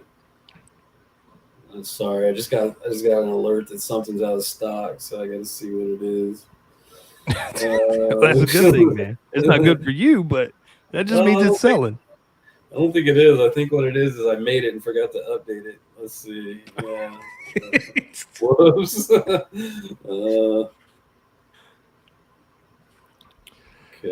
No. Yeah. No. That's not what I want to do. But no, like growing up, man. Well, no, I won't even say growing up. I'll say now. It's funny how you can hear a song and it takes you back to a memory from your childhood, or like something happened and like that song was big at the time, or you were into that music at the time. And same way with beard products, like you get one and you're just like, damn, that scent takes me back to this. Yeah, it's like crazy. Yeah, I mean that's a good thing. Yeah, my wife was kind of in the same boat. She's like, this reminds me when we were younger, we used to listen to the Deftones in the car, and it was basically back. I mean, hell, I was in the band right around. I was in Powderburn right around then, so it was kind of a big thing for her to listen to when I wasn't home, because I was never home. I was always traveling, and so I remember she used to listen to that and Stained a lot. I like Stained, the early stuff. I like the early stuff, not the later stuff. I like the early stuff. Do I own Crocs, man? We've had this conversation, Rick. Carrie is Hey Dudes. Yeah, my comfy shoe is Hey Dudes, man. yeah. I got like 4 or 5 pair of them now. Like Abby just bought me another pair, and I'm like, grab them, just different colorways. Yeah, my wife wears them for Easter Sunday. For Easter Sunday, she's like, "You don't have any nice shoes." I was like, "Yeah, dude, I got a pair of black Hey Dudes. I'm wearing those to church. Nobody's ever gonna look at my feet anyway." No, man, pure comfort. Yeah, it is, bro. I actually told Chris Mack about it. Chris McKenzie. He was like, I sent him a picture one day. I forgot what it was. I was just chilling. He was like, "You busy working?" And I was like watching a football game. I can't remember what it was. I took a picture and it had my Hey Dudes in it. He was like, "Hey man, what shoes are those?" I said, "Man, the most comfortable shoes. I wear them in the lab. I wear them anytime." I was like, he got a pair like instantly, and he texted me like right away. He's like, "Oh my God, these are the most comfortable shoes." I said, "Yeah, I know. I'm telling you, man. Oh, absolutely. Like that's what I need, bro. I need a Hey Dude sponsorship. That's what I need. I'm gonna have to do a Hey Dudes giveaway. That's what I have to do. I'm gonna have to do a Hey Dudes giveaway to somebody. Yeah, it's Vans make slip-ons. Yes, absolutely. I just got a new pair of black Vans slip-ons the other day, Gabe. Yeah. I only wear like, as far as shoes goes, I wear Vans. I wear obviously Hey Dudes. And I also wear Adidas, whether it be if I'm needing them for running or working out or whatever, or shell toes. That'll show your age right there. But if you don't wear shell toes, I don't care what age you are, man. Shell toes will never go out of style, man. Never. No. But and so I wear Vans, man. I've got 3 racks of Vans. My wife just had to make more room for Vans in the closet. I get it, man. I've got so many, man. I got rainbow ones. I got freaking. I have all blacks, just like you. I got all white leather slip-ons. Ooh, really? Oh, they're clean. They're clean. I wore them the other day, man. I was wearing all black, and then I wore those like just for some contrast, just all white That's dope. slip-ons. Yeah. So I'm just a cool guy all around. If they don't know that by now, Yeah. now they know. I don't think they realize the coolness factor that you bring to the table. Yeah, I try to be, as much as possible. Oki said he just grabbed 4 oils. He got let me go back.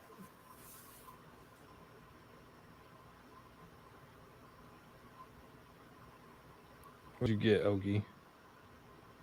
He got After Party, Amherst, Around the Fur, and Deep Pockets. Well, you got a fucking nice 4 set of oils right there, bud. Yeah. Let me know when you get them. Yep. Yeah. You got some well-rounded scent there. I appreciate that. Yeah, man. Gabe Absolutely. and Amanda, both of them, they've been really, really good. Really good to me ever since I started. Good people. Absolutely. Good in the community. It's big supporters for everybody. Yeah, Mark Brown. I don't know if he's still in here. Like, he's a huge supporter. Jay Wolverine bearded, man. It's like every other day he's like, got King's Bounty in beard. I'm like, he loves that stuff, man. Emo said that's why you're my man crush, Carrie. The white beard makes my spine tingle. Man, Emo been hitting on me for a long time. He hadn't slid into my DMs yet, though. See, it ain't official, Emo, until you slide into DMs. Just saying. You got to hit him up on TikTok. You got to say something nice on a TikTok video. We need new defined hats, and we need a DTB hats. They'll come after I drop that first shirt. I dropped that design today. Where's the damn camera here? Good Lord. Over. Yeah, there you go. This is the one that Daniel likes. Yeah, I like that style, but in a flat bill. Yeah, and I have one. I've got one for myself, but yeah, I'll get more of these. See, I mean, I want the hats that I have up there now, they have the new logo on them, but it's a third party that's doing it. They ship them, print them, ship them. These are actually a friend of mine who has his own print shop, and they do everything, embroidery and all that stuff. And it's in a place called Schulenburg, Texas. It's about an hour away from here, about 45 minutes. So I'm gonna have him do them, and I need a new one myself because I think I've mowed the yard in this one like 4 times. See, I still haven't got too big for my britches. I still have to do yard work. He's still got to mow his own grass. I mean, yeah, So, but we do pay somebody to come pick up the dog poop. It's called Poop 911. Man, I'm not picking that stuff up. I let them pick it up. My wife mows the yard. My dog goes in one spot, bro.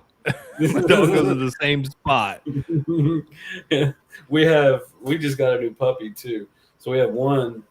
He always goes in one spot, and the puppy goes like anywhere in the backyard it wants to, And so I'm like, damn, that dude's gonna be like doing zigzags, picking things up with his little clipper, his little scooper, But ain't nothing that's how you know you made it, guys. That's how you know you made it. That's where Deep Pockets come from. The name for Deep Pockets is when you got enough money to pay some other dude to come pick up your dog's droppings. That's when you know you got money.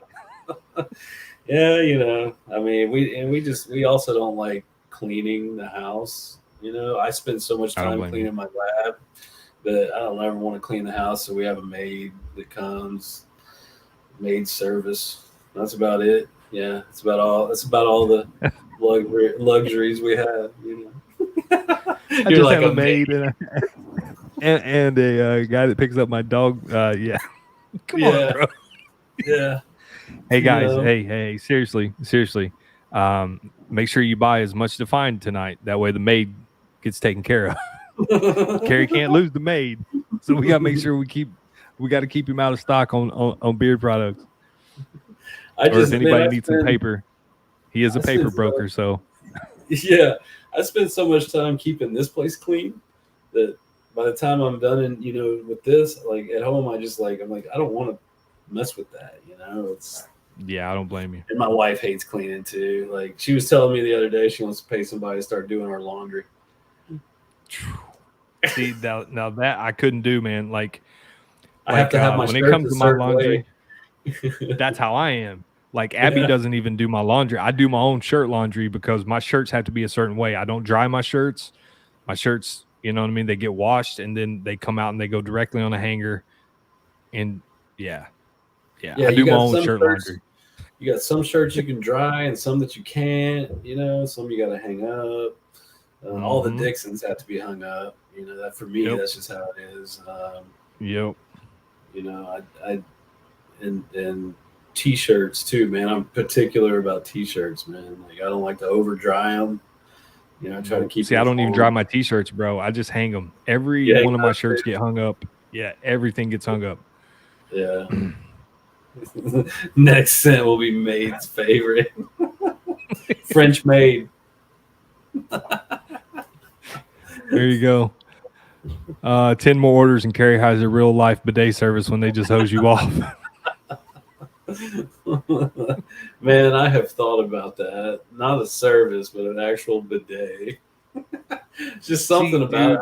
I mean, you might as well just pull the water hose inside the house, Exactly. Like I'm a plumber by trade. Like that's what I started out when I started doing trade work. I was doing plumbing, and those things are a pain to install and a pain to maintain. Like a lot of people end up not maintaining them, and then they just wasted their money.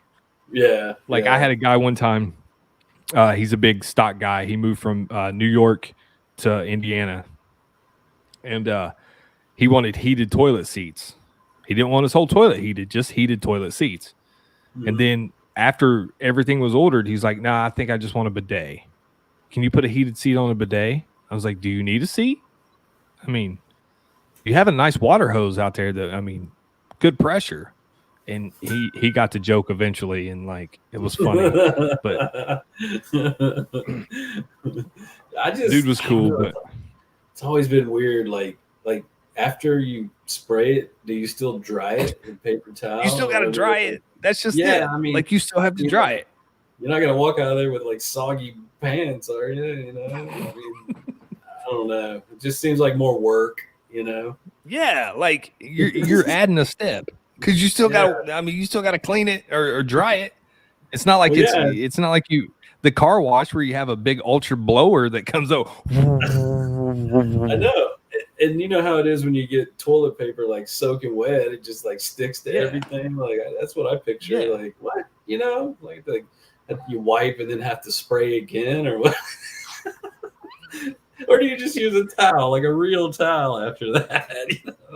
But then you go throw the towel away. I don't want to use a towel. Like it's not like a hand towel, you know what I mean? It's like, hey, don't touch that. That's my bidet towel. That I use that to dry my ass when I'm done.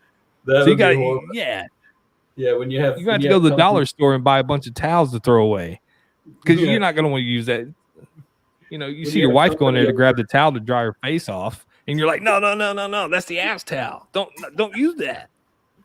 When you have company over that you don't necessarily like, they're like, oh, we didn't bring any towels. You need a towel? Do you have a towel I can have? Oh yeah, I got one. Here you go.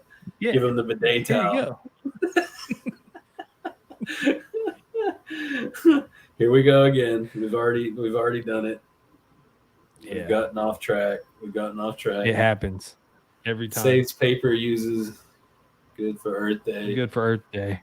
Oh yeah, today was Earth Day. So, bidet. What did Disney say? They're flying. When you have a hairy ass, sometimes. When you have a hairy ass, sometimes you don't have clean wipes, so bidets might come in handy. I don't want an enema every time I take a deuce. Yeah, really. That's what I was saying. Was like, like it's just you're adding another unnecessary step to me. Yeah, I know. Might as well just take a shower. Yeah, you might as well. Well, hey, Gabe says, "Dude wipes." Yeah, I know some guys who use those.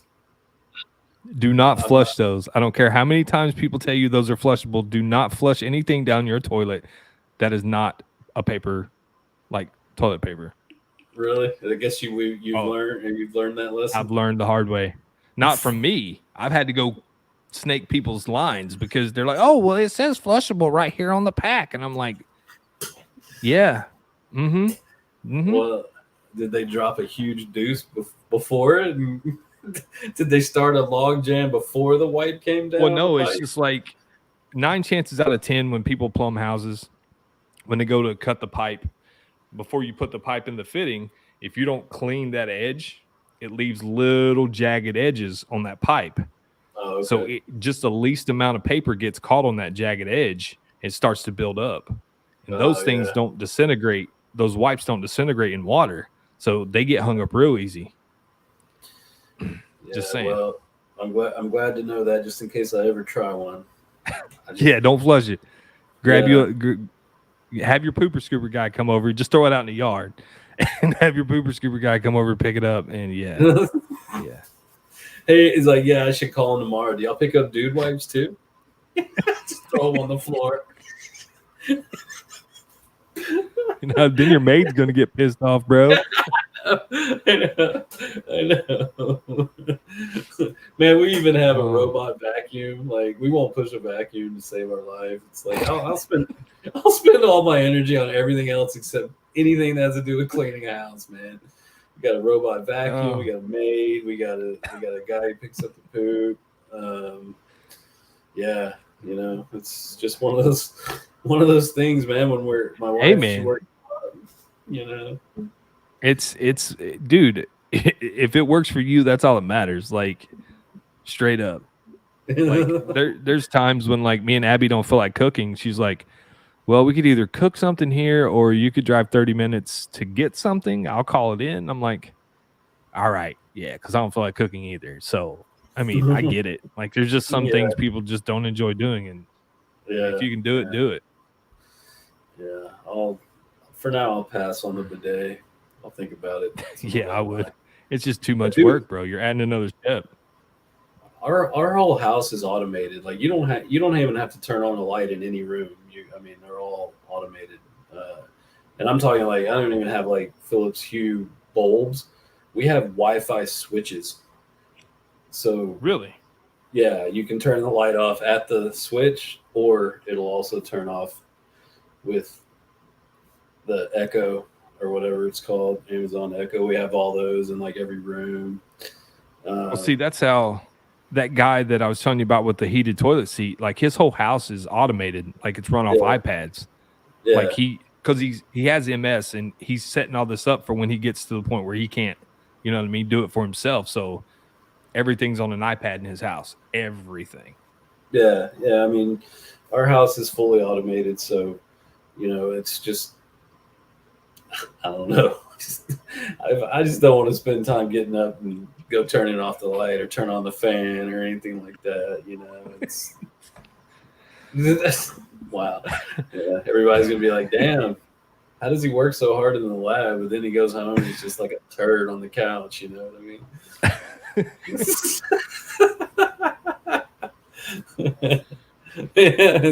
I'm killing anxiety. Sorry. Yeah, man. I'm like sitting here. I'm like, hey, we call her Ziggy because our daughter's name is Alexis, and so like every time we would say Alexis, the Alexa would think we were talking to her. So you can change. It's got like 4 names, so we call it Ziggy. But yeah, man. I mean, when I first sit down, I'm like, Ziggy, turn the living room to 20%. I got mood lighting under the bar and behind the couches and everything. She just turned the living room to 20%. My wife's probably like, what the hell? Ziggy, what's going on in here? Stop. Whoops. Yeah. I mean, it's even in here. Vado says, anybody want to guess what he's about to put in beard? Yeah, I can. It probably starts with an A. And ends in a T.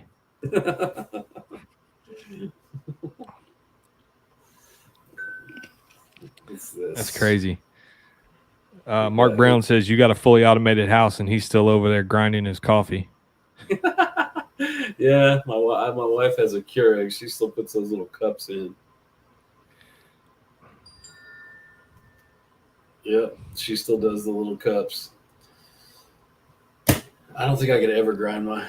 We have there's a place here in town. This guy just started his business recently, but he makes this chocolate milk mocha. He actually puts chocolate milk in the coffee and then salted caramel in it. What? Yeah, and that's like the only. I don't drink coffee a whole lot. I'm not a Me either. huge. Yeah, I'm not a I've huge started caffeine drinking guy. it a little bit more. Yeah, I have. My wife loves it. She drinks like 4 cups a day, and I'm talking like Yeah, that's Abby. Starbucks and all the other stuff. Yeah. You know. Hmm. But yeah, on the weekends I'll go get that when we go like get breakfast tacos or something like that. I always get one of those. It's so good. Um, but yeah, as far as coffee goes, I don't think I would even know what to do with the amount I actually ground into it. Like, how do you know? You know what I mean? Yeah, I was talking to Gary about that. I was like, dude, like, we just got a grinder, and I don't know how to use it. He's like, well, this is blah blah blah, and then he's tried to like start breaking it down for me, and I was like, all right, cool, because I have no Yeah, idea. Like I said, Abby goes to Starbucks, and every once in a while I'll make some Death Wish here when I really want some coffee for some reason. Like I make that Death Wish coffee, but it's in the little Keurig cup thing, so I don't have to worry about grinding it. I just put it in there and hit a button. yeah, No, yeah. Gary, I'm not on Grinder. I knew he was still in here. I'm not on Grinder. Nope. Nope. Nope. That's what the mate is for. It puts the beans in the grinder. Into Design says Cat's Coffee. Yeah, dude, I'll check them out. Where are they in Texas? Texas is a big place. Yeah, Texas should be its own freaking country. Really should. It is. That's what we claim it is. Oh, it's at HEB. Sweet. HEB is actually a customer of mine. Cat's Coffee. Let's see what we got here.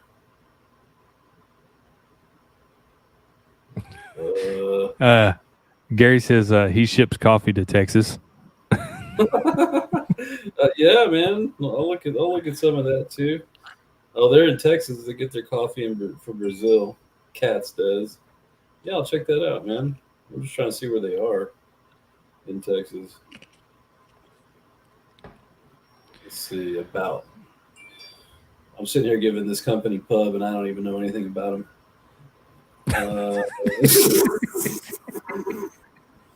Hey, what can you do? I just want to see where they're from. Oh, they're in Houston. When in Texas. Okay. Oh, they're in Houston. Yeah. I get it. All right. Yeah, see, I'm How from far Houston. away is that? It's about 2 hours, a little more than 2 hours, but I'm from Houston. I grew up there. It says it's also on Carbach Avenue, so the Carbach Brewery. I guess it's near that. That's a good Texas beer. They make the Crawford Bach. I went to Houston, Texas one time. I was coming back from Arizona, and my layover was in Houston. And yeah, that was robbed? No, I didn't get robbed. I was just like, I was there for 4 hours, man. Well, a little more than 4 hours, man. And like, I was looking for somewhere to eat, and I was just like, this. Oh wait, were you at Intercontinental Airport? George W. Bush Intercontinental? Yeah. Yes. Yeah, that's like no. Right in the middle of that's not even really Houston. That's like right outside. It is Houston, but I mean it's like, it's it wasn't a pleasant experience. I was pissed off. Yeah. But because I wanted to try some like Texas food, you know what I mean? Like I was like, I'm in Texas. Let's try some Texas food. Some barbecue. Yeah. Didn't work out all that great. Tacos. That's breakfast tacos. That's my jam, man. I can't live without those. I have to have them at all times.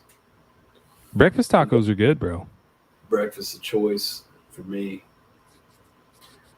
Been to Houston, didn't like it. Yeah, Houston's crazy now, man. It's crazy. Growing up there was different. wasn't wasn't quite like it is now. Kind of like Austin. Austin used to be a great place. Now it's just trash. It's horrible. That's what I've heard, man. That's Yeah. literally what I've heard. Like once upon a time, it was a great place to be, and now it's just like. Yeah, I lived there I moved to Austin in '97. Met my wife there. We lived there for over 20 years. And we eventually decided to move to Buda because we just got tired of Austin, man. There's just only so many times you can chase a homeless guy off your hood who's got a knife, it's like you just get tired of it, and they're not ever going to change anything there. And so we were like, okay, we're done with this. It got so overcrowded and it just wasn't Austin anymore. In '97, it was great. You go out to the lake, and everybody was cool. And you had the music festivals. You had ACL. 6th Street was cool, where all the bars were. Now you go to 6th Street, you're putting your life in your own hands. I mean, it's like it's just not fun anymore. And the funny thing is about Austin, well, half the police force in Austin quit because they can't do their job effectively because of the city council and all the other crap. But the police station is 1 street over from 6th Street, and like the highest crime area is 6th Street. Well, yeah. They just don't have enough officers. Well, that's just like where we were. We were living in Bloomington, and like every time you turned around, man, you got some homeless dude try to open your door at the overpass. Like every time you come to a stoplight, like they're trying to open your door, they're beating on your windows, and like I told Abby, I'm like, this is not where I want to raise, Marley. And I was like, no, because what's going to happen? One of these dudes is going to open the door, and I'm going to force him back out the door, and I'm going to end up getting in trouble for it. Yeah. Oh yeah, man. And Austin, like, pretty much people will like shoot somebody, and they let them out the next day with no bond.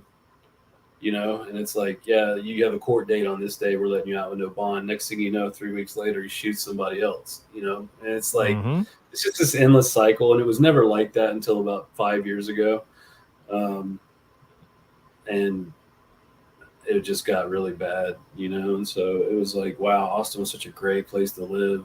And, outside Austin, I'm mainly talking about downtown Austin. Right.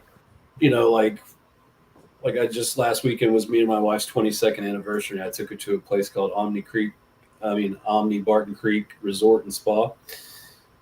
West Austin, Lake Austin, like where Joe Rogan lives and everybody else. It's great out there. None of that stuff's happening out there. But you go downtown, it's like done. It's not the same. Yeah, that's what you were telling me. I think it was like Sunday. You were like, dude, we just got back from the spa weekend. I was like, right on, cool. He's like, I'll get your stuff out here tomorrow. But but like no, man. My son called me. He was like, those labels showed up. I was like, thank God. Thank God.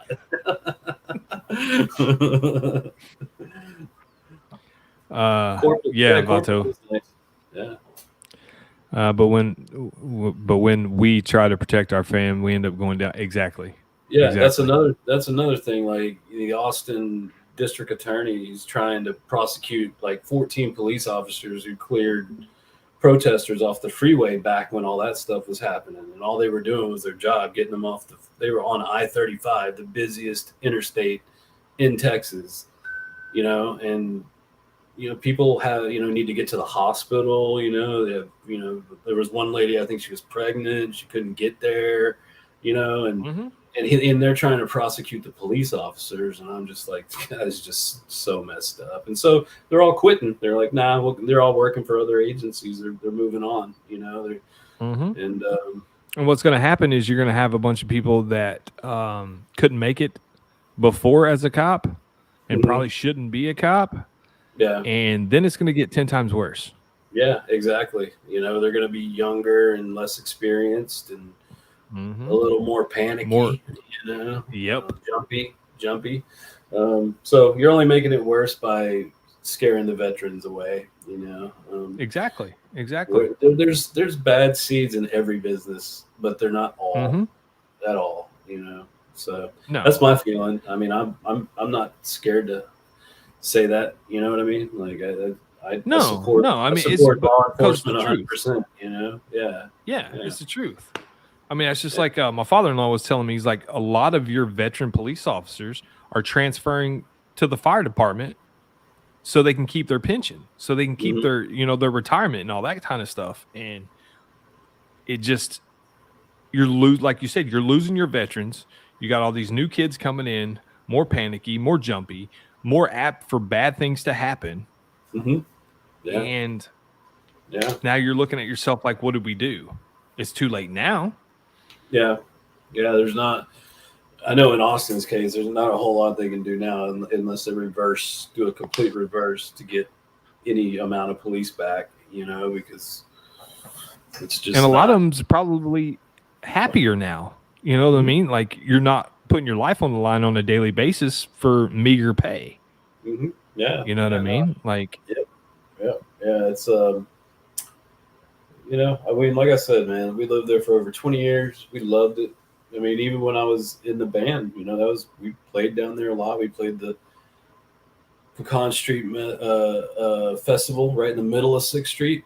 It was like, I mean, just 1,000 people, just like all the way back down the street. Man, we played with Union Underground on that show. I remember that. I don't know if you remember that band, but it turned me on. It sounds familiar. Something, man, I can't remember, but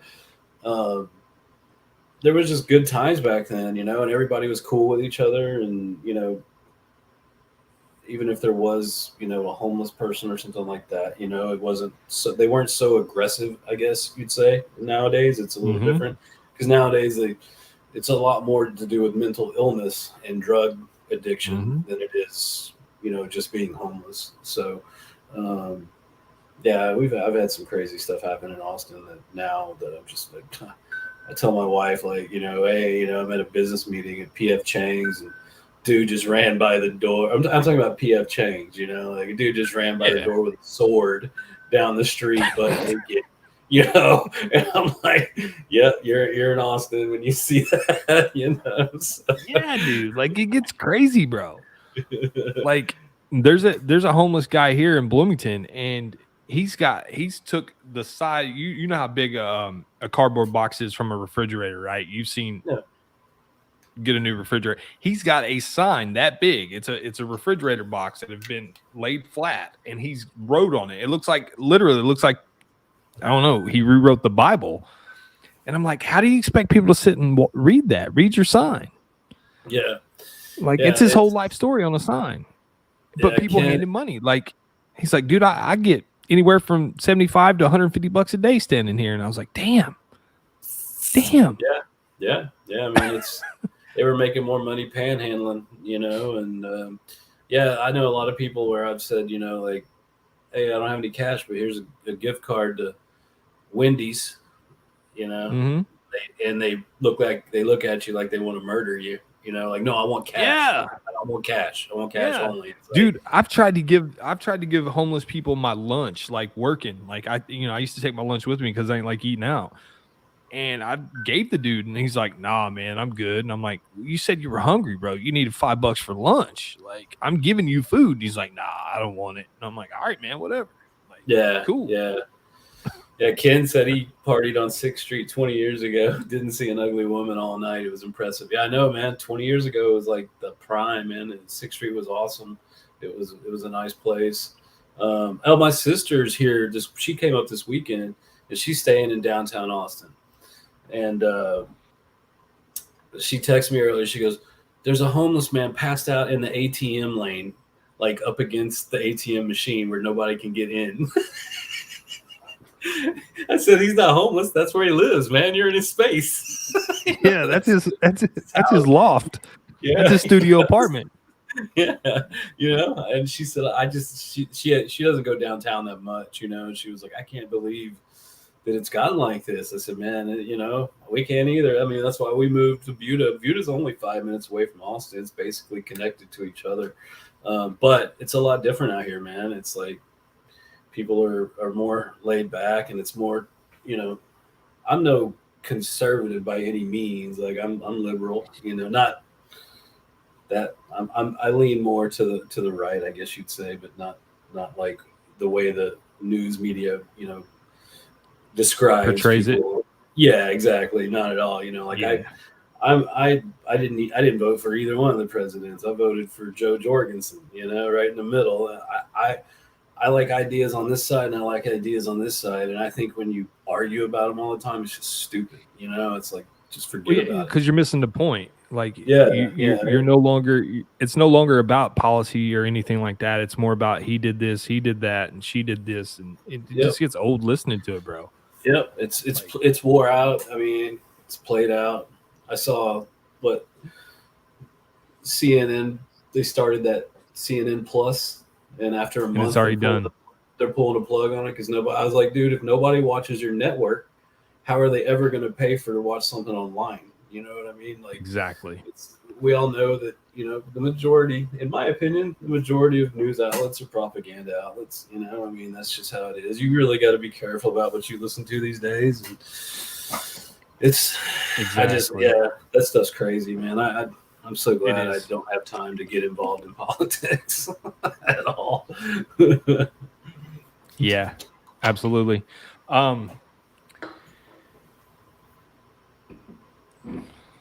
Hold on. We used to break dance on those boxes. Hell yeah, refrigerator boxes.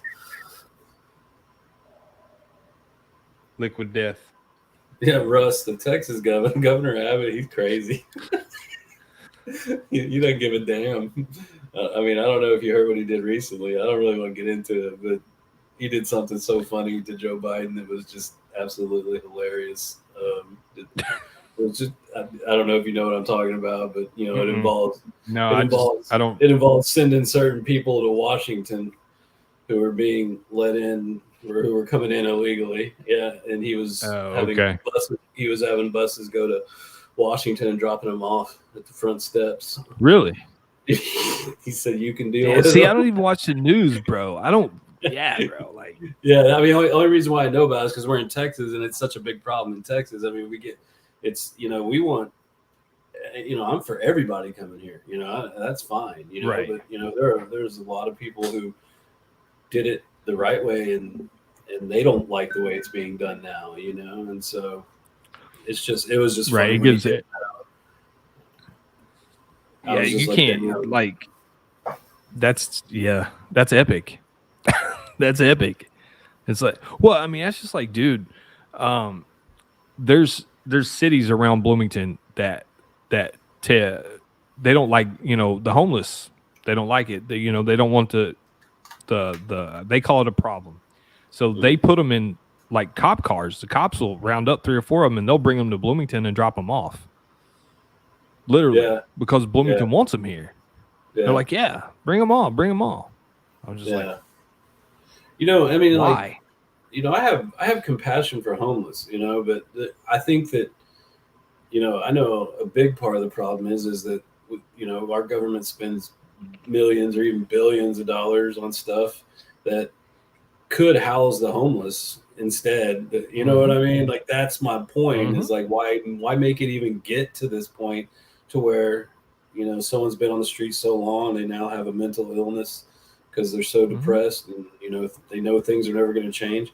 You know, and I hate that, man. I'm like, God, man, the government just print money, print money, and don't do anything with it that's actually necessary. No, You know, no, so no. You want to take care of everybody else before you take care of your own people. yeah, I know in Austin they had like you know, before they built the new soccer stadium for the professional soccer team. A lot of people didn't want to do that because they were like, man, you could build so many home, you know, not projects, whatever you call them. You know, they could have put like they had a row of hotels that they could have bought in that area, Yeah. and you know, could have housed homeless in those, and that would have helped a lot of things. And they can get help that way too. But instead, you know, money and greed took over, and they built a soccer stadium for a professional soccer team that nobody goes to watch. You know, and so it's like, damn, man, that's what I'm saying. Just misspending. Yeah. You know, Yeah. it's kind of creating like, the problem. there's so much that can be done, but yeah, it's ignored. Like, there's so much that can be done, and it's like, oh well, we got to take care of this, and this. But why are you not taking care of your own? You know what I mean? Like, you have people here every day going, you have kids going without dinner, food, period. You have families that, barely make ends meet, but yet you're not worried about that. No, not at all. If they're not going to Just make, if a saying. politician isn't going to make money off it, they're never going to vote for it. Exactly.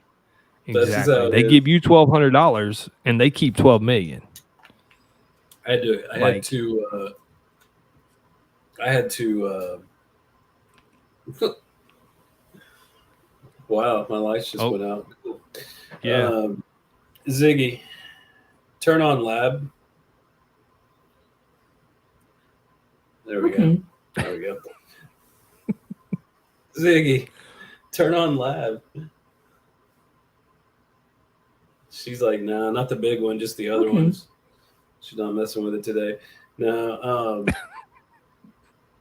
You got to fire Ziggy, bro. Ziggy's got to go. You need somebody else.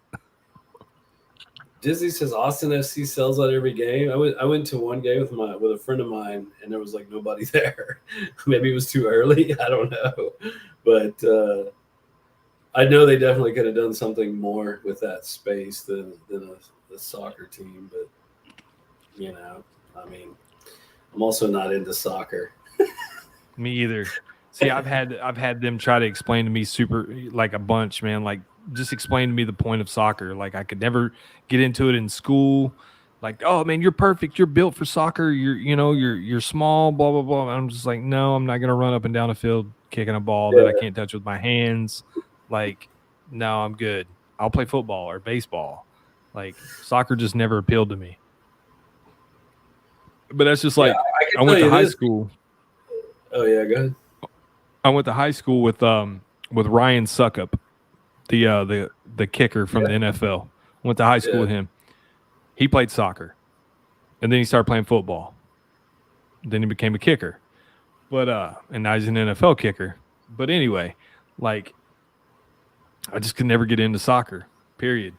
Just yeah, I couldn't either. I mean, the funny thing is when my son was young, I coached it, and I did it then. But I've never been a big fan of like going to watch it too much. I can't watch something where it might be 1-0 for something like what are they, how long do they play? Like 2 hours or hour and a half? Something like that. Yeah. Emo says, wasn't Ziggy the device AI used to predict the future on Quantum Leap? Maybe. I think it was. I think he would be like, Ziggy, yeah, in his little thing. Yeah, bro. Damn, you did that and not even know it. Otto says, Daniel, people assume just because I'm Mexican, I like soccer. I don't follow any sports. Well, you're probably better off that way, Vato, to be honest. Oh, I don't hate on it, bro. I just never could get into it. It's just like golf. I can't play golf, and I don't watch golf. I'll play golf, but I can't play it either. I'm horrible. I just do it for the beer. That's all. That's what a buddy of mine says. He's like, dude, nah, we just mainly go out to drink beer and hit little balls. And I was like, okay. Yeah. Me and my buddies, we call it beer and backaches. Because the next day you're just like, damn, my back's sore. The closest thing I've ever watched to golf would be Happy Gilmore. That's probably the only golf I've ever watched. I haven't only watched a soccer game. It was the Ox from the movie Belly. That dude was gangster, bro. He was straight Jamaican gangster. Man, I would think Aldemir says one of the highest paid professional sports is soccer. I would think it would be golf or something like that. Like, it's just such a high dollar sport. But I guess soccer does, maybe in Europe. Yeah, I don't think they get paid very much here. I'm not a big soccer aficionado, so I don't know. I would think more along the lines of a basketball player. I mean, LeBron's making multi-millions every year. Like, but he also has endorsement deals too, so that's probably part of it. I don't know. Dude, baseball players are making like $360 million. Like, that's insane. I watch Caddyshack. George doesn't watch Caddyshack. That's good. Yeah, I've seen Caddyshack too. So that's It's a classic. Yeah, Disney said MLS here doesn't, but I bet in Europe, man, I bet you they do, man. Probably not in the United States. No. I mean, All right, these people have hung on. Let's do that other gift card you wanted to give away. Yeah, man. We got 30 in here. All right, guys, I'm gonna give you the number range. Only go once. You go twice, you get disqualified. If you get prioritized, just go grab something. I mean, $28 shipped to your door for a combo if you use the code DTBA15 and save 20%. So 1 through 15, guys, 1 through 15.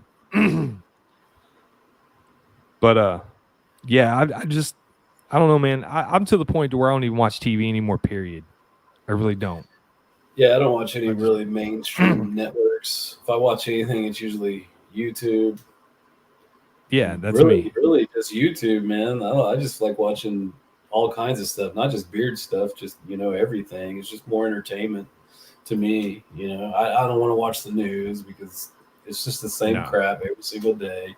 They don't really make like sitcoms like they used to, things like that. No. But I mean, I do watch, occasionally things on Netflix.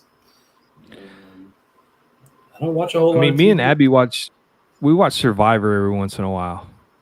We'll sit down and we'll watch some Survivor. I don't know what it is about that show, but I get into it and I'm just like, because I know don't get me wrong, they are on an island, but they're not deserted. They're not on a deserted island. Like there's a resort there. You think Jeff Probst is sleeping in a tent on the ground? Hell no. He's in a resort. He's in a 5-star resort in the presidential suite. Oh, we have a winner, and it's pretty cool actually. It's super cool. I'm glad. First time here. Oh, cool. Awesome. First time here and first time defined. Yep. There you go, Blake. Congratulations, man. Cool, man. That's awesome. It's awesome. Go to the Defined website, hit the contact us, and send Carrie an email. That's cool, man. That's good karma, bro. Hope you're subbed to the channel. Yep. I always love it when that happens. Check out Carrie on Instagram and TikTok if you have TikTok. Super cool, man. Yep. Facebook. Yeah, I got everything. Thank you, guys. I've enjoyed this day. Hey, yeah, absolutely, man. Glad to see you here, man. See, it pays to stay to the end too. You know what I mean? Like, it pays to stick around. Absolutely.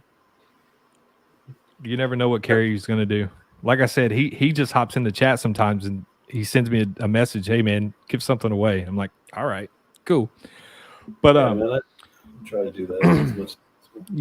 Bro. You've been there's a handful of companies that rock with the show every week, no matter what. No matter who I have on here, no matter what company's on here. Like a lot of you guys are always here. Gary, you, Sean, John from Jay's, like, and then I always have a large group of people that are here every week till the end. I usually have about 25 to 30 that stay. I could go all night and they'd stay, but those are the lifers. Yeah, and I appreciate each and every one of you guys and ladies. Mm-hmm. Yeah, not just the guys. There's some ladies, and I appreciate you guys too. So,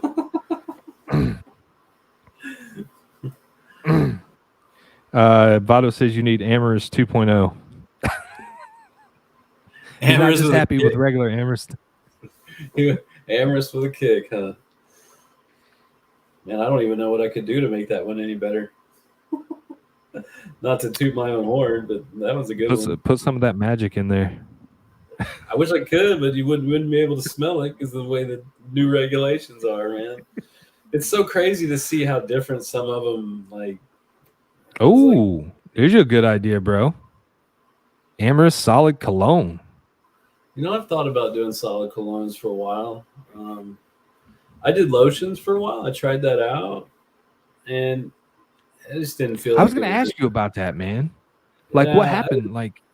It didn't really sell enough to be able to keep doing them. It was like, I don't know. To me, something has to be a huge hit for me to continue doing it. Maybe I gave it like 4 months, and I was like, I don't know. I don't know if I want to keep doing this. So I got more into the soap thing. That was what I kind of transitioned to. Maybe I'll do lotions again sometime, but Do you still have the body wash? I actually have. I don't sell it anymore. I was gonna say because I was There's like gonna 8 get it, dude. bottles of it up there. You like that? I was gonna get it. Yeah, I was gonna get it, and I was like, it's not there anymore. It's not there anymore. Where is it? Yeah. Yeah, there's no label on it because when I decided to go ahead and stop doing it, I had already ran out of labels, but I had like 8 bottles left, and I All right. have to order a certain, I have to order a lot, so Yeah. it's like I don't need a label. I don't need a label. yeah, no, it's all yours, man. I'll put that over here. Yeah, I had a buddy of mine in Houston call me the other day. He's like, "Hey, you got any more of that body wash?" I was like, "Well, Yeah, dude. I got some with no labels," and he was like, "I don't care, send it to me." They apparently, Yeah, I know what's in it. I might do it again some more. I mean, it's still just me. You know what I mean? Like I'm still doing everything myself. I mean, I'm not only the owner, the maker, the shipping department. Tester. Only thing I have help with is customer service. I have a nice young lady who helps with customer service. I don't know if any of y'all have ever talked to her or sent us a message. She always relays everything to me. It's just I'm usually so busy doing other things, it just helps out, And so I'm the accountant. I'm everything, you know what I mean? And so it would be really hard for me to keep doing lotions and body washes, and all the other things, and still be able to keep up, I guess you'd say, I mean. Yeah, I mean, there's nothing wrong with that, dude. I mean, if it's not selling, or you know what I mean, like you gotta, I mean, know when to fold it. You know what I mean? Like when it becomes not worth time or whatever.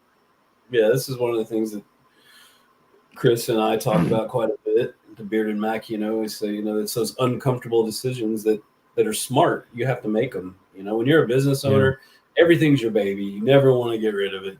But if you just look at the data, you can see what you need and what would sit on the shelf. And in this business, you don't want a lot of stuff sitting on the shelf. You want it moving as fast as you can, Wiley says, I'm just going to start combining sense and see what happens. I feel deep amorous coming on. Try it. Let me know. Mashups. Carries Emerson comes with the equation. I mean, for now, if you want to turn on yourself, would that mean I'd have to just like soak them first and then they would got to shake the F out of them? Yeah, that might be a problem with the FDA. Hey, what's up, Tyson? Yeah, no, that might be an issue with, but I mean, I guess you could possibly take a small syringe and just squirt it in there and let it marinate. You can infuse it. Just the tip. Yeah.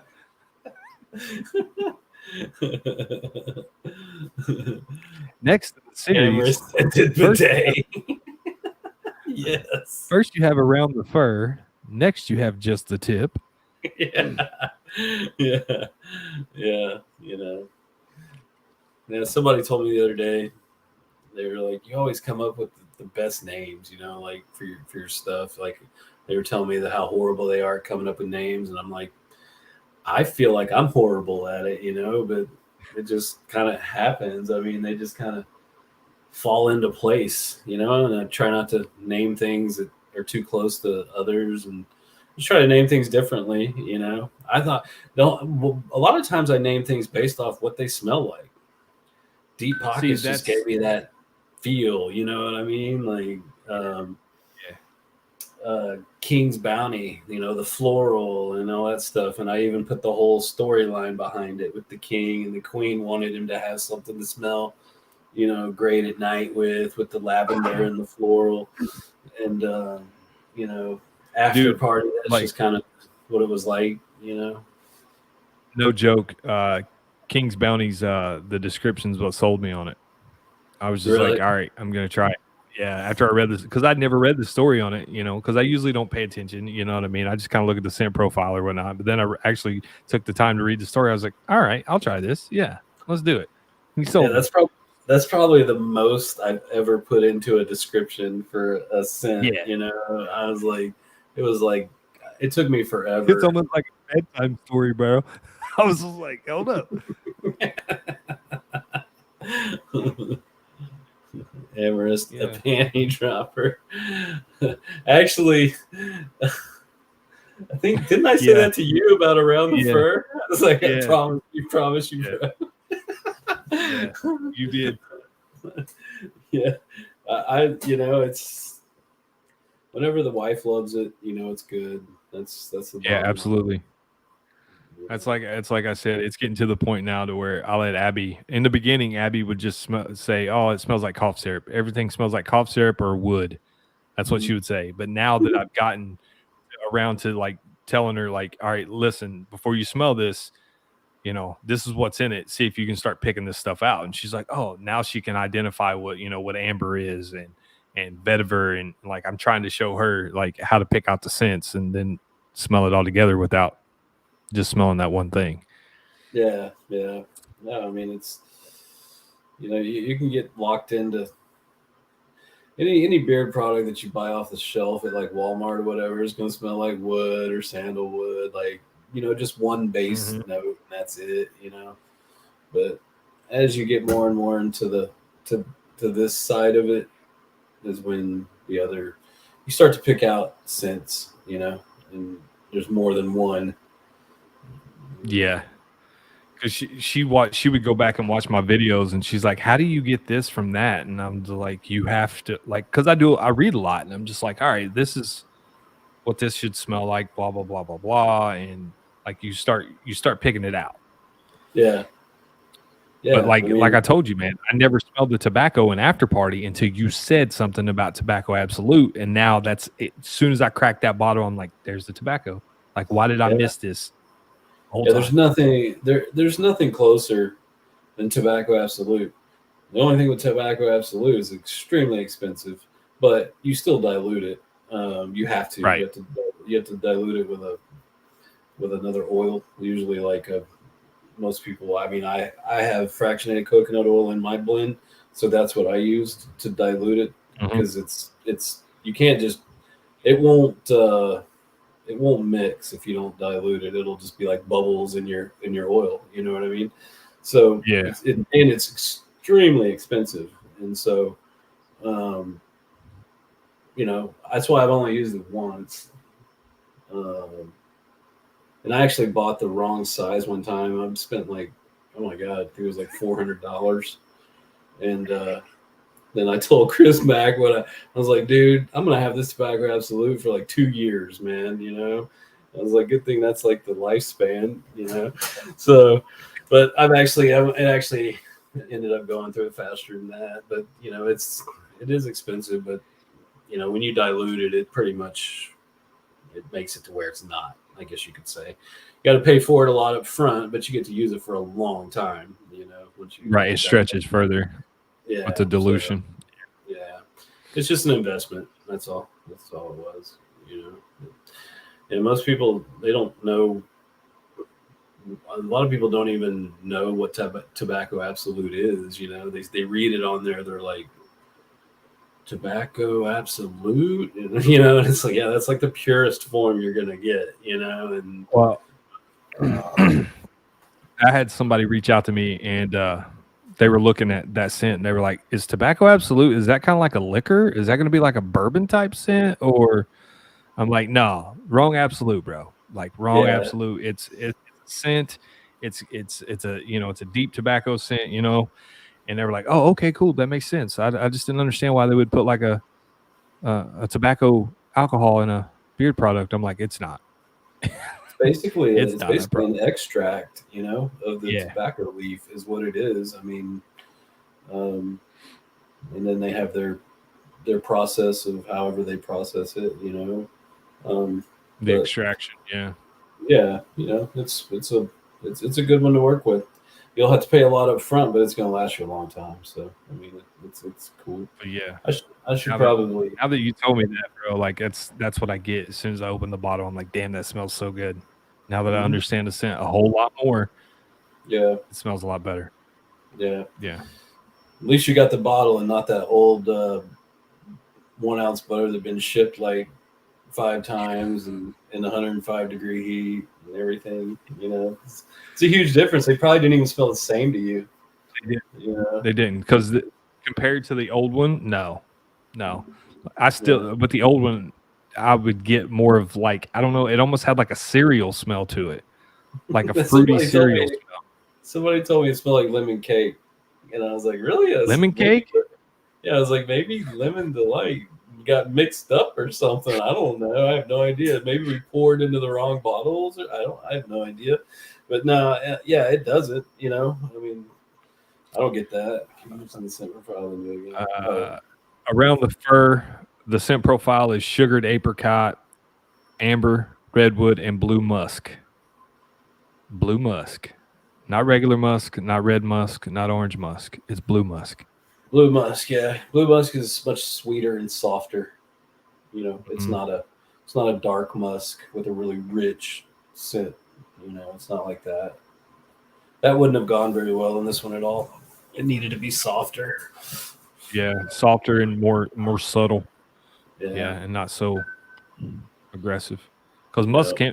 musk can be very aggressive if overused. Yep. Yeah. It's easy to kill a scent with musk. If you put too much. It depends on what musk you have. Most people don't realize there's so many musks out there. Anybody who owns a beer company knows that you can buy, if one company says they have a musk and you buy a musk from another company, they're not going to smell the same at all. It'll Mm-mm. be different. Everybody has their own version. So the best thing you can do is just buy as many as you want, and as many as you can, and try them all, use them all. Wiley, zero idea what to expect, but bought it anyway. It's just sweet, Uh, fruity. Yeah, man. I yeah, mean, it's a but it's not overpowering fruity. The apricot no. is. Once you put it in, it's the first thing you get, and then everything else comes Yeah, through after that. yeah, and throughout the day you're gonna get like whiffs of it, and it's not bad at all. It's a really good scent. It's subtle. It's I don't know, man. It's just the chill type scent, hmm but it's so Would you good. say? Would you say it's a sweet scent? Yeah, I'd say it's sweet, but not like overly sweet. I mean, I don't know. Do you think it's overly sweet? I mean, No, I thought it no, was the perfect amount of sweetness, to it. That's why I use the blue musk. it's it's a subtle sweet. It's not like a floral sweet. It's just subtle. It's just there. I Don't don't. you It's hate hard to this when I explain. Like You hate it when I make sense. This is on every cent I ever make. It's so hard to explain, and then you it get it, you is, go, dude. "Oh yeah, yeah, I get it now." Yeah. Like I knew when Abby liked it. I knew. Yeah, Yeah, because there's not yeah, a whole no, I lot mean, she likes, but she has yeah, she no, has some favorites now. I have a lot of people that'll be straight up honest with me. When they get it, and they'll tell me straight up, yeah, this was my favorite, or no, this was awesome. So far, everything, all the feedback on this one has been positive. And there's some that some of my scent. I know one that I've had a few. Even my affiliates were like, "Nah, it's okay," And I was like, "Whatever, I'm releasing it anyway." I'm still doing it. I like it, But I mean, Well, I mean, you're gonna have scents that don't click with everybody. I mean, every company has those scents. They're like, hey, it clicks with a group of people and it don't click with the other. yeah, How yeah. long is the code? Probably till Carrie turns it off. It'll either be tonight. About an hour after whenever we end here, I'll leave it going for about another hour. You know. There you go. And if y'all are lucky, I'll fall asleep. don't Abby's think like, that smells had like happened apricot. before. No, actually, when she smelled it, she's like, that's really good. Ask the guy if he's got more and you can get it. And I was like, yeah, he's got more. We Yeah. haven't even released it yet. So Yeah, I got more. There's plenty. there for a minute, she was like, how do you get this stuff if it's not released? I'm like, because I'm either releasing it or I'm an affiliate of the company and they send it out. She's like, oh, okay. Yeah, you can't release it. I mean, like I even told you, I was like, I need you to spend time with it before we release it. Because I mean, if you don't like it, I want to know. You know what I mean? Like, Exactly. I don't want you to release something that you don't like, and then you got it. You sent me that voice message, and I was like, I told you, man. I just had You that did. feeling about this one. I had that feeling. Someone sing a Bearded Vato is trying to get me to fall asleep so I don't change the code. Yeah, it's happened before. Don't worry, it's happened. yeah. I woke up and was like, well, all right. Yeah, what's done is done. I can't change that.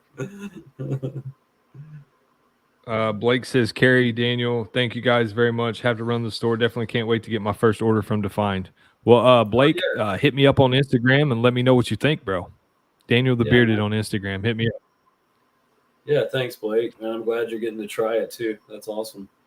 Absolutely. New on Daniel's show and new Defined customer. Really appreciate it, man. Seriously. G-Lou, dang, y'all still going? Yeah, man. Yeah, we were just I don't get carry on very often. Yeah, we were just trying out bidets, man. We're still here. Ken says, have no issues buying blind, new Defined, and Bearded Mac releases have never failed. There you go. Yeah, thank you, Ken. Yeah, Ken's been a really good supporter, really, really awesome guy. And I used to do samples, sample packs. I used to do those for a while. Yeah. When I changed the whole branding, I couldn't use those bottles anymore because they kind of match the other branding. And then I just never ordered any more bottles. I never did any, and I probably should. I should still probably do sample packs, but I don't. I mean, Gary probably knows. I mean, I know he knows. Sample packs are a pain to put together because it's just a tiny amount, in each one, and it just takes a lot of time, But yeah, I mean, me personally, I'm a big advocate for samples, especially for first time buyers. You know what I mean, and especially people new. Because every day you got new people coming into the beard world, and they're just like, man, I don't want to spend $20 on something I may not even like. And then they're like, oh, I can spend 25 and get a sample pack and blah, blah, blah. Yeah. I need to get over my like phobia of like everything has to match the brand. Like I've got to have, even my sample bottles have to look like my brand, it's like, no, I'm probably just going to order 1 dram amber vials and just be done with it, and just say it's a sample, you at least get to try it, and I mean, like I did, I had my sample packs used to be the really nice little glass bottles with the metal tin caps on them, and they came in a box, and they were nice and packaged, and it was great, and then couldn't get those anymore. So yeah, I'll probably do some sample packs again somewhere down the road. Emo says, tell Ziggy to order some sample pack bottles. I actually probably could because I think you can get those on Amazon, but I mean, I'd rather buy them from the place that I get my bottles from. It would be a lot cheaper than Amazon. I have 4 to 5 staples in my beard. Growing and Defined is one of them. Yeah, man. Like I said at the top of the show, man, I've been rocking with Defined since I came into the beard world. One of my first videos on YouTube was about Defined. I mean, it works. Yeah. The sensor, good stuff. Mark's been a huge supporter. I mean, I'd say at least once a week, Mark's posting that he's wearing one of my oils, and that's awesome, man. I appreciate that. It's really awesome. I try to share everything. That's, like like I said, with the social media thing, I spend so much time on this that don't worry if you post something, of mine. If I don't see it right away, I'll get to it. Don't worry. Trust me. I always go through and I look through and see, who's tagged me and what, or who's wearing, posted something that they're wearing of mine, and I'll always catch it sooner or later.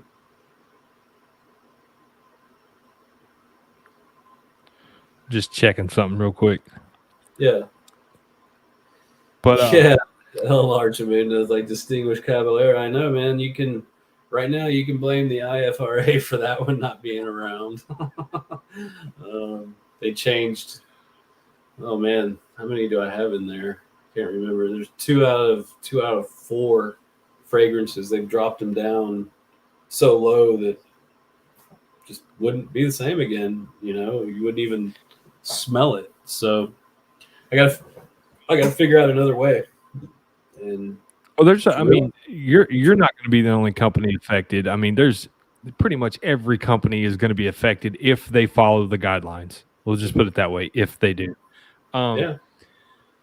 But like you said, you can either try and figure out another way to do it, or you'll just have to push forward. And I mean, yeah, it's not really, you can't really blame you for wanting to follow the guideline. You know what I mean? Yeah.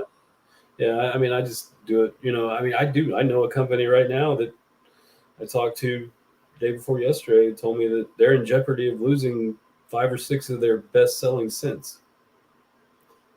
And it's like, it's so annoying because it never needed to happen. You know what I mean? Because there was no need to go adjust a lot of these fragrances. In my opinion, there was no need to do it. Unless there's some sort of data that shows that there was a rash of people getting their faces burned off or something, but there's nothing like that. There's never an explanation why they do it. They just do it. Well, do you think, just from some of the little bit of the research that the reading that I've done, do you think it's because of all of the small niche like fragrance houses that are popping up, like cologne and perfumes that are popping up? Maybe your bigger companies like, Acquadigio, Armani Cologne, they're like, we got all these little companies that are popping up, duplicating our scents. Can we put some enforcement to maybe curb that? And that, you know what I'm saying? I mean, because a lot of that stuff comes from that lobbying. They're like, oh man, we're losing money because these smaller places are, making colognes now, and we're losing money. Why would they buy ours for $100 when they can buy that one for $50?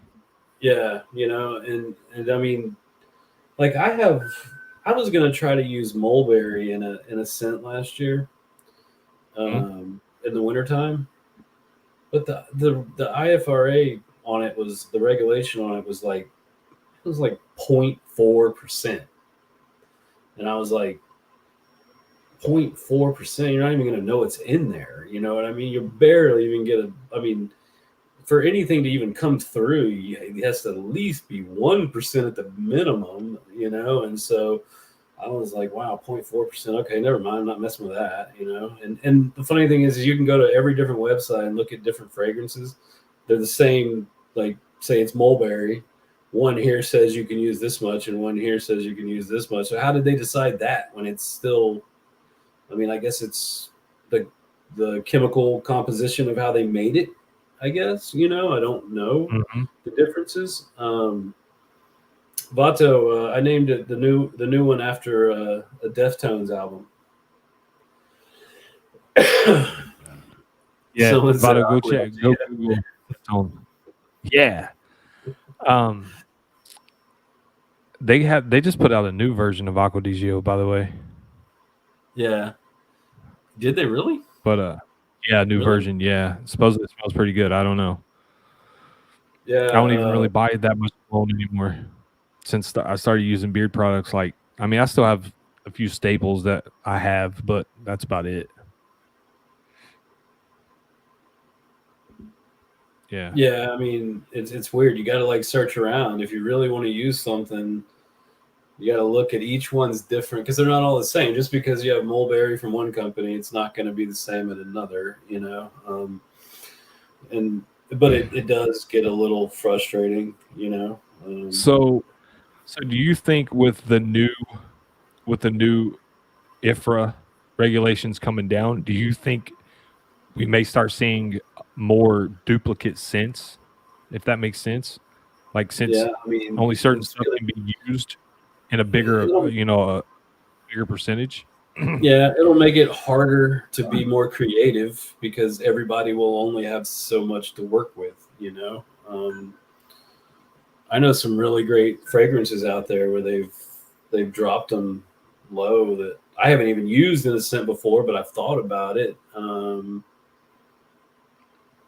What's Yeah, up, Bomber? I do think it's gonna put it a limit to what everybody can do.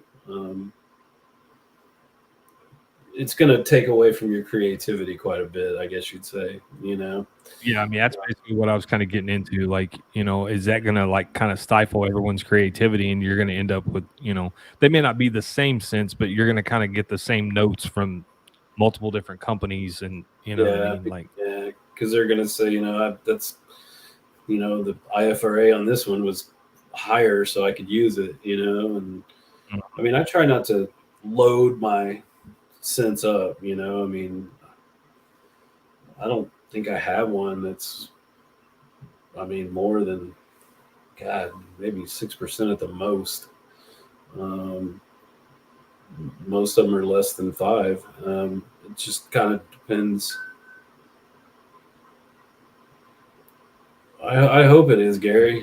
Because I spend a lot of time. I mean, I spend, you do too. We spend thousands of dollars on fragrances that we never use. You know what I mean? You get them and you're like, or you get it and they change it on you. They change it on you. Like, it's like, and I think they said that the regulations are before May 10th. If you still have it on the shelf, you can still sell it. So, the one, I'm not going to say what scent I have in jeopardy because I'm still going to try to rework it first, but I'm just going to make a ton of it because I don't think there's any reason why this one should have been lowered so much. But, there's nothing I can do about that. I can just make as much as I can to keep on the shelf before the 10th, and now then is I'll that have something to. you may have come soon? Yeah, I'm gonna have to do it. If I can't find a way to mimic it, I guess you'd say, with a different fragrance, I might have to shelve it, and I don't want to because it sells really well and it's fairly new. So Oh, it's something you have already. I thought maybe it was like a new yeah, scent that you were yeah. going to be No, no, releasing. no. I have one in my lineup after I've checked everything. Every other scent is safe. Every other scent is fine. This one had it changed so much. I mean, like came down to almost nothing, like zero point 0.6, I think is where it was. And I was like, well, won't be able to use that anymore. I'm like, damn. Yeah, Gary, I Now mean, I'm he said the curious. same thing is, yeah, as long as the rules they've set are, as long as you have it on your shelf before the 10th, you're good. You can sell it. So I may just make 300 or 400 of them, 300 or 400 combos of it, and see what until I can figure out a way to mimic it. That sucks, dude. It really Yeah, does. yeah, it puts a damper on it. And like I said, I do know a company that's in jeopardy of losing a lot of cents right now, and I'm like feeling bad for him. I'm like, damn, man, and it sucks, and you can't stop it. There's nothing you can do. There's nothing you can do. Especially like at a time like this when it's booming, so to Mhm. speak. You know what I mean? Like, I don't like let's get to the nitty-gritty. Like, in this community, a lot of us are collectors now. We became collectors. It's not necessarily we buy it because we need it, because everybody knows that most of us don't need another bottle of beard oil. We do it for a collection purpose. Mhm. But like, that sucks because now you're like, oh man, you're looking for that next new, cool thing or whatever. And like, guys, like you said, your scents are being stifled. And Gary said, well, you can still be creative. Like, it's very possible. You're just gonna have to like go a different route. Yeah, But for a yeah, time when it's big, it sucks that now it's gonna be No, different, I guess you would say. Yeah, Gary's right. There's going to be those companies that don't follow the rules, and it's the ones who are going to struggle because we're doing it the right way. I'm sorry. I mean, straight up, I've bought some scents from companies before. There's some great companies out there, but I bought some scents from companies before where I've been like, damn, there must be 20% fragrance in this bottle. You know what I mean? Like at that point, how nourishing is it really to your beard? I'm like, crap. And so, I've never been one of those. You have to learn to blend correctly to where you don't have to use so much to make it last long.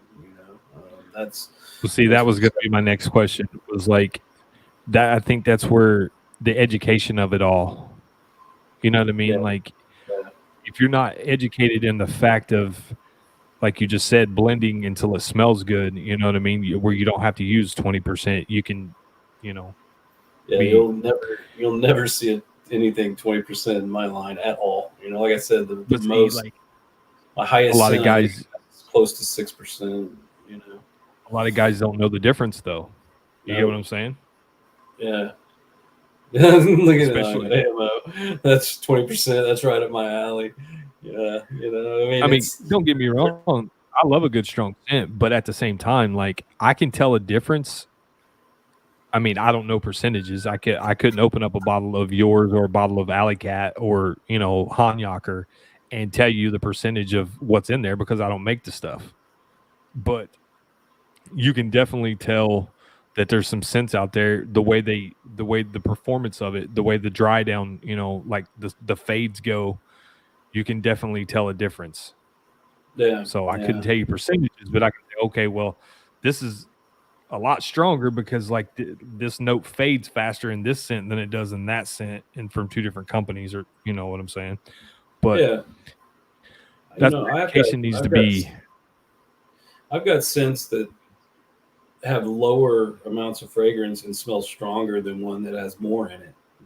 And so I mean, it really does just come down to blending and things like that. And I mean, a lot of the newer guys, it takes a while. It took me a while to figure it out that more isn't always better. I mean, it's just not the way to do it. I mean, yeah, Gary said the same thing. You can do strong without it having to be super high. I mean, a super high percentage. You just have to do it right, and you have to pick the right scents, and there's ways to do it.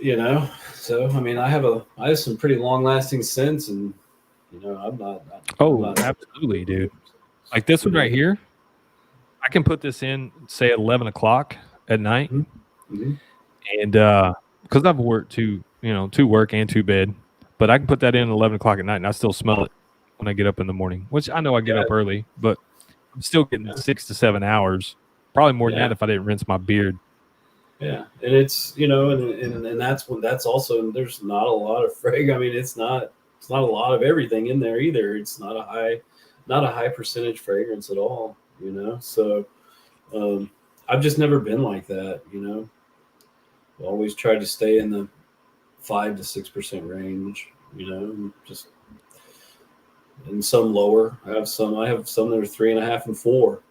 You know, um, Suns game is over. It's bedtime, y'all. Later and great show.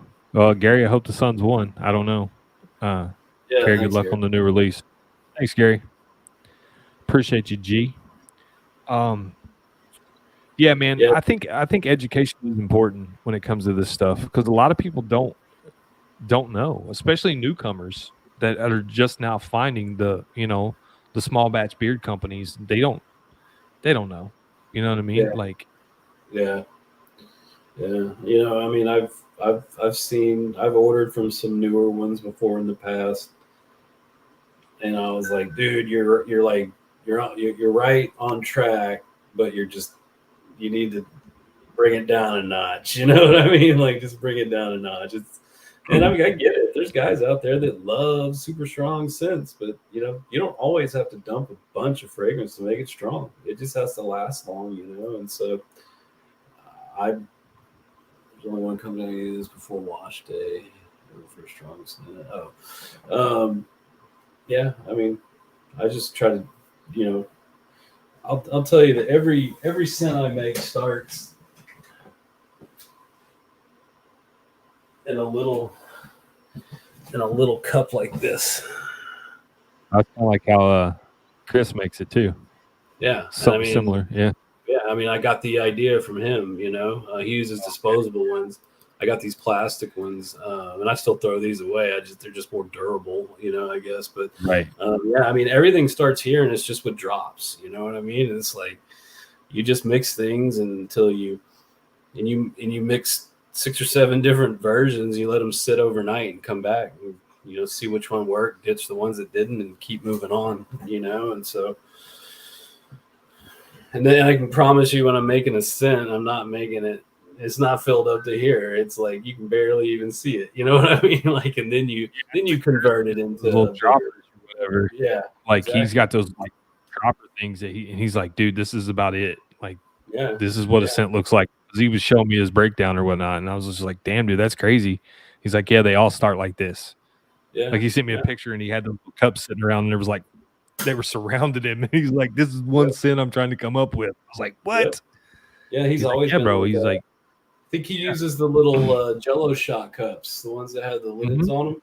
You know, you know, and that's how it all starts. You know, you don't waste a bunch of carrier oil trying to come up with a scent. You got to make the scent first. You know, and you just basically make it when you figure out how many drops you used of each, you convert it into what, you know, the math you need to convert it into, and then you convert it into a bigger amount what you're going to have to do to make a large run of it. And so, you know, it's not all just coming in and dumping stuff in a bottle. It doesn't work that way. You know, I wish it did. Does the scent dilute any when you add it to the carrier? Do you have to compensate for carrier? Oh yeah. Because I mean, you know, but you can also think of it the other way around. You know, and should I use more fragrance? You know, but no, yeah, it will. It makes it lighter. And if you don't do the math right, then it'll be too light. You know, if you say, you know, you're off on your math a little bit, then it's not going to smell like it did when you made a small bottle for yourself. You know, and because it goes from this cup. And then once I pick the scent that I actually want to use after making it in there, then I put it in a bottle for myself, you know, and I measure out. You do have to, you know, you have to do all that stuff, you know, you have to subtract whatever fragrance you use from however much carrier you're putting in. I'm giving all the new beer companies in here good advice, you know. That's what I'm doing. I'm telling them all the secrets. Yeah. You heard it? It goes into a bottle, and I try it out. And once I think that it's good enough for me to let other people try out, then I make more bottles of it. And then once it decide if it becomes a scent, just convert that into a large batch and go from there, you know.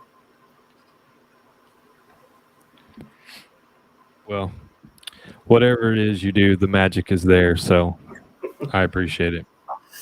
Well, I appreciate it too, man. And it was cool. It was cool being on here tonight. You know, it's been a while since I've been on a live stream. Like I just put it in again at about 8:30. It's really, really good. Yeah, it's still good. It's got that. It's good. I'll be putting butter in when I go to bed.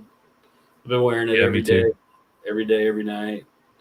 I usually wear most of my scents until I get nose blind. I'm wearing them all the time. Then I'll switch to another one.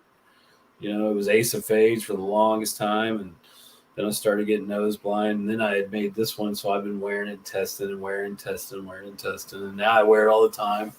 And when I go through all of them, when I made them, you know, Deep Pockets was wearing it. 2 cents in a cup. That's funny. Emo's always got those jokes. But yeah, man, it was good to have you on, bro. I mean, it's been a minute, and you know. Yeah, thanks for having me on. Everybody, dude, thanks for releasing the new scent on here. So, as you guys heard earlier, Carrie Defined will be the featured company on Command's Corner Monday night, 9 p.m. Eastern, over on Dan C. Bearded's YouTube channel. Dan, if you watch this back, I just plugged your show, bro.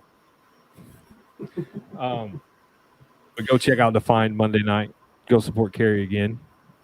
If nothing else, just be there for the cool chat. Carrie will be in the chat. Yep. Those are always fun nights, man. Is it just a feature, or are you doing something new? What do you got going on Monday? No, I'll just be still pushing this scent. Okay. You know, whenever I do Commands Corner, King's Bounty flies off the shelf because Dan loves it so much. You know, so but I'll have to, yeah. No, you know, I'm glad he likes this one too. So, you know, I think, you know, the thing about, you know, with you guys is like you're always gaining new subscribers, so you're always gaining new people who've never heard of certain companies, including myself. And so every time we come on here, just like you just had one, Blake, it's going to be his first time. You know, you go on Commands Corner, there's plenty of people who just signed up for Dan's page, you know, a few days before, never heard of you either, you know, and then it's just, you guys do a lot of good. So, you know, it gets the word out, you know. Yeah. I mean, dude, that's just like me and Dan speak, and you know, he's like, high tide raises all ships, and that's the truth. Like, you know, people find Dan's channel, and then they find my channel, they find Mo's channel, they find, you know what I mean? Like, it's a big thing. I mean, it's a big process. Yeah. But I mean, I did the always same good thing. to find new people. Oh yeah. I was the same way. You know, I found.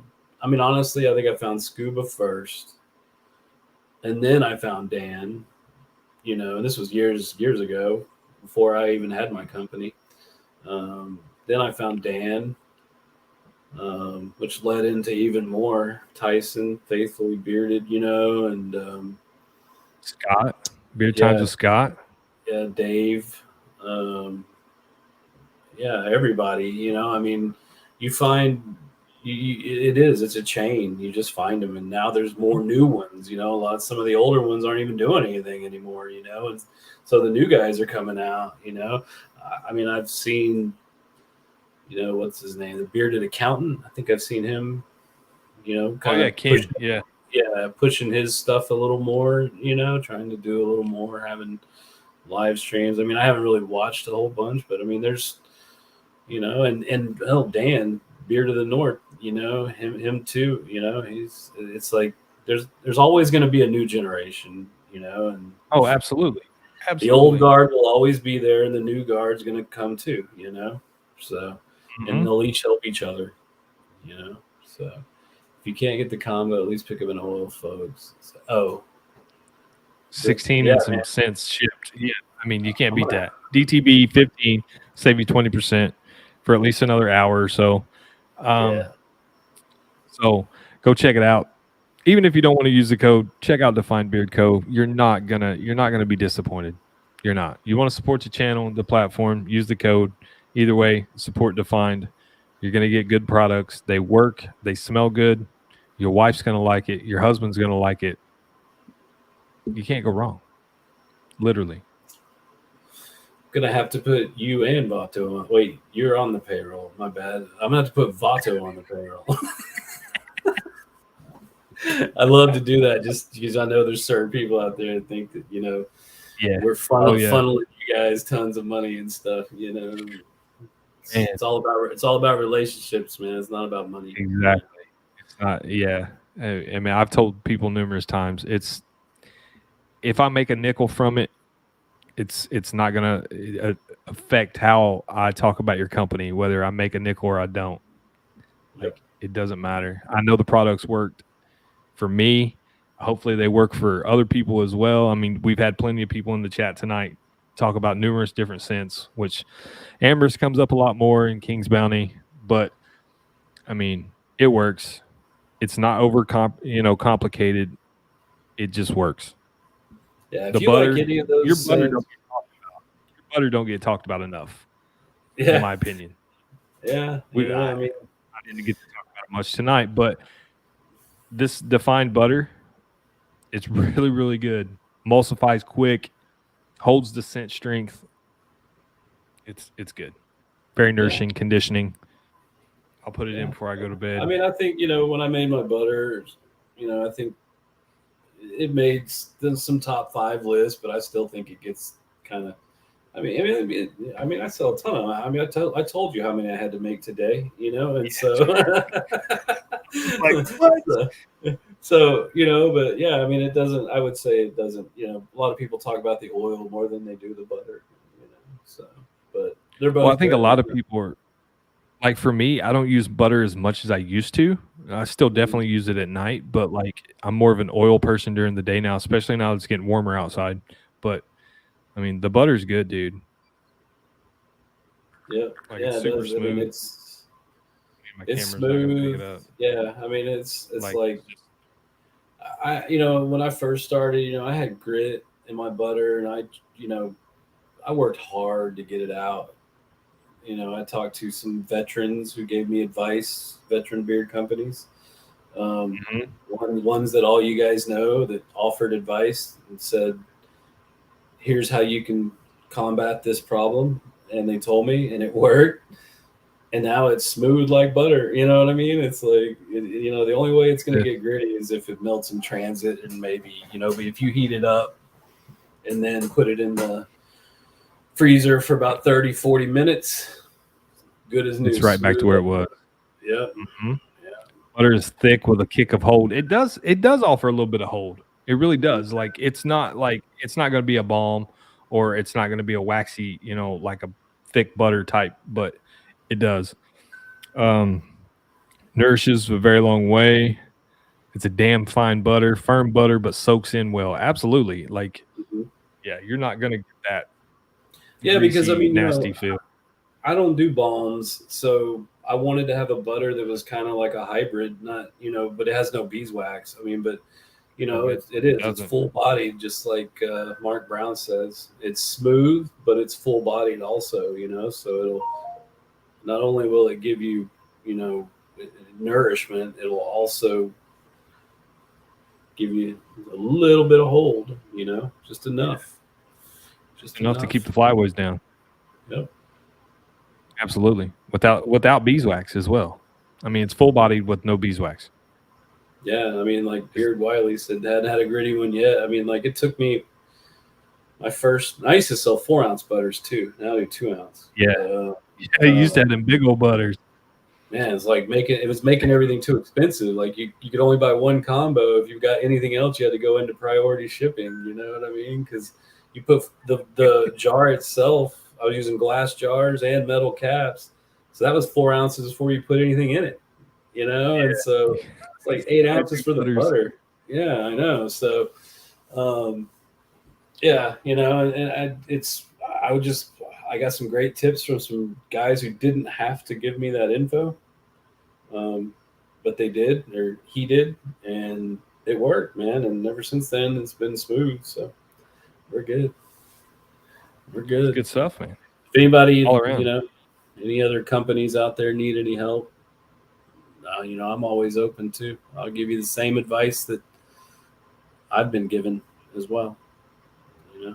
Well, that's another thing, man. I've heard multiple companies say, well, yeah, like this person helped me out and I helped them out with this. Like, it's not like a super competitive, but it's not behind the scenes. You guys are cutting each other's throats. A lot of you guys are like buddies behind the scenes. Like you guys talk on a regular basis. Like you become friends.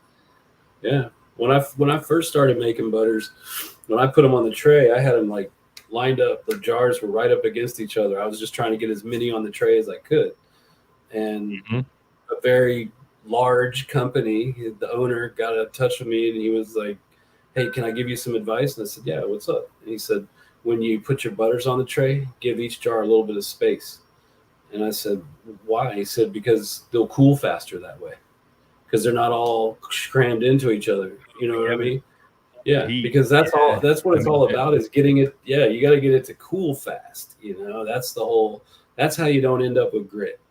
It's got to cool fast, And so I was like, okay, I tried that one too. And I was like, damn, that worked too. He's right on that too, So Hey man, I you guess can't give away too many secrets. You're gonna have people in here making their own stuff. They're not gonna buy anymore. well, I'll never give away the scent secret. There's other He's got things, magic. you have to do the butters at a certain temperature. You can't go too Yeah. high. Let's go take out all the nutrients. You can't go too low. You need to get it to that right point. And to me, I think I found that. I'm not going to say what it is, but it's a temperature that's you on have. your temperature gauge too. Your thermometer. Yeah. It'll say the same thing. But yeah, man. I mean, like I said, it's high quality products at a very affordable price. I mean, very affordable. Like, dude, your prices. I don't know. I don't know how you do it. That's almost it. That's almost it. I don't know how you do it. This is you sound like my wife, man, because she says the same thing. She's like, everything's more expensive now. You're paying more for everything. Are you ever going to raise your prices? I said no. I said, I mean, unless I absolutely, positively have to, but right now I don't. I mean, I'm not going to do it. I'll just take a little hit in margin because I think that we'll come out of things will become more readily available and the cost will go back down. It's always like this. Everything right now is up here. I heard a video from some guy, I can't remember, he was saying, the price of this hasn't changed, the price of these bottles haven't changed. Yes, they have, actually. Yeah, they have. Everything's changed. Everything's higher. Shipping's higher. I mean, we have, unless I have some places, some vendors that I order from where I order enough to where I get free shipping. But there are some places I only order a certain thing from them and I don't want to buy that much because I don't need it. And I have to pay UPS or FedEx, whatever, and those prices have gone sky high, so, but I'm still trying to just hold my ground, keep my prices where they are, because that's what I base my company off of, is just, being affordable and still being a good quality product. I mean, it is, dude. I mean, that's no joke. And I'm not just saying that. Like, I've said that way before I was an affiliate of Defined. Like, the prices are crazy good. I mean, for the quality. I mean, for what you're getting, the prices are, yeah. You know what I mean? Like, yeah. People pay a lot more for a lot less. I'll just put it in my opinion. In my opinion, people pay more for this. Yeah, but and I don't have any problem with what anybody prices their products out at. That's their business. No. But I mean, I built my business model off of this, and I don't want to have to sway from it in any way if I don't have to. If by the end of the year things haven't changed, then I might have to raise it $1. I mean, I don't. It's not what I want to do. So right now, I'm just holding on and just saying, I'm sticking where I'm at. I'm gonna keep running the business model the way it is, and if it turns out to be a bad decision, then I'll reverse course, But right now, I'm holding tight. Yeah, but nah, man. Like I said, I appreciate you being here. I appreciate you letting me release this new scent. The scent is banging. You guys need to go check it out. Around the Fur. We got sugared apricot, amber, redwood, and blue musk. It sounds simple. I know a couple of people have said, "Well, I'm buying it blind," but if you guys know Defined, this scent is in Carrie's wheelhouse. You're not going to go wrong. It's good. Yep. I've been wearing it every day, at least once a day. I find myself coming home and taking a shower and wanting to put this in after the work day. Well, like I said, man, it's a chill vibe, bro. You put that in, you're just like, damn. Like it's not something I would classify as a nighttime scent, but at the same time, it can be used as a nighttime scent because it's not beat you in the face. It's not overbearing. It's just, yeah. Yep. It's a good one. It's a good one. You pissed me off. I don't know how to explain the damn. Damn you. Sorry. I am, man. I'm just one of those companies that you just have to try it to really know. It's just, you do. It's hard to explain. It is very hard. A lot of scents I can be like, oh, well, you get this, and this. What's yours is just like, all right, well, you put it in, you get it's this, and then it kind of evolves, and then, yeah. Just try it. Define Beard Co. Right. Like I said, even if you don't use the code, just go try to find. You will not be disappointed. All right, guys. So like I said, go check Carry out Command's Corner Monday night, 9 p.m. Eastern over on Dancy Bearded's YouTube channel. Keep the love going. We're going to party all weekend with Defined. He's got a long weekend. You got Friday night here. You got Monday night over there and everything in between. So is that all you got, brother? You got anything you want to say? No, man. Thanks for having me on. Thank you guys for coming out. Thanks for staying up with us this late. Thanks to everyone who placed an order tonight, and I hope you enjoy it. And let us know. Give us feedback. Leave a review. Go if you've got TikTok, Instagram, Facebook, all that stuff. Go follow us if you're not following us. And thank you again, Daniel. You're a good man. Good man. Love hanging out here. Love hanging out here. You're always welcome here, bro. On screen or in the chat, either way.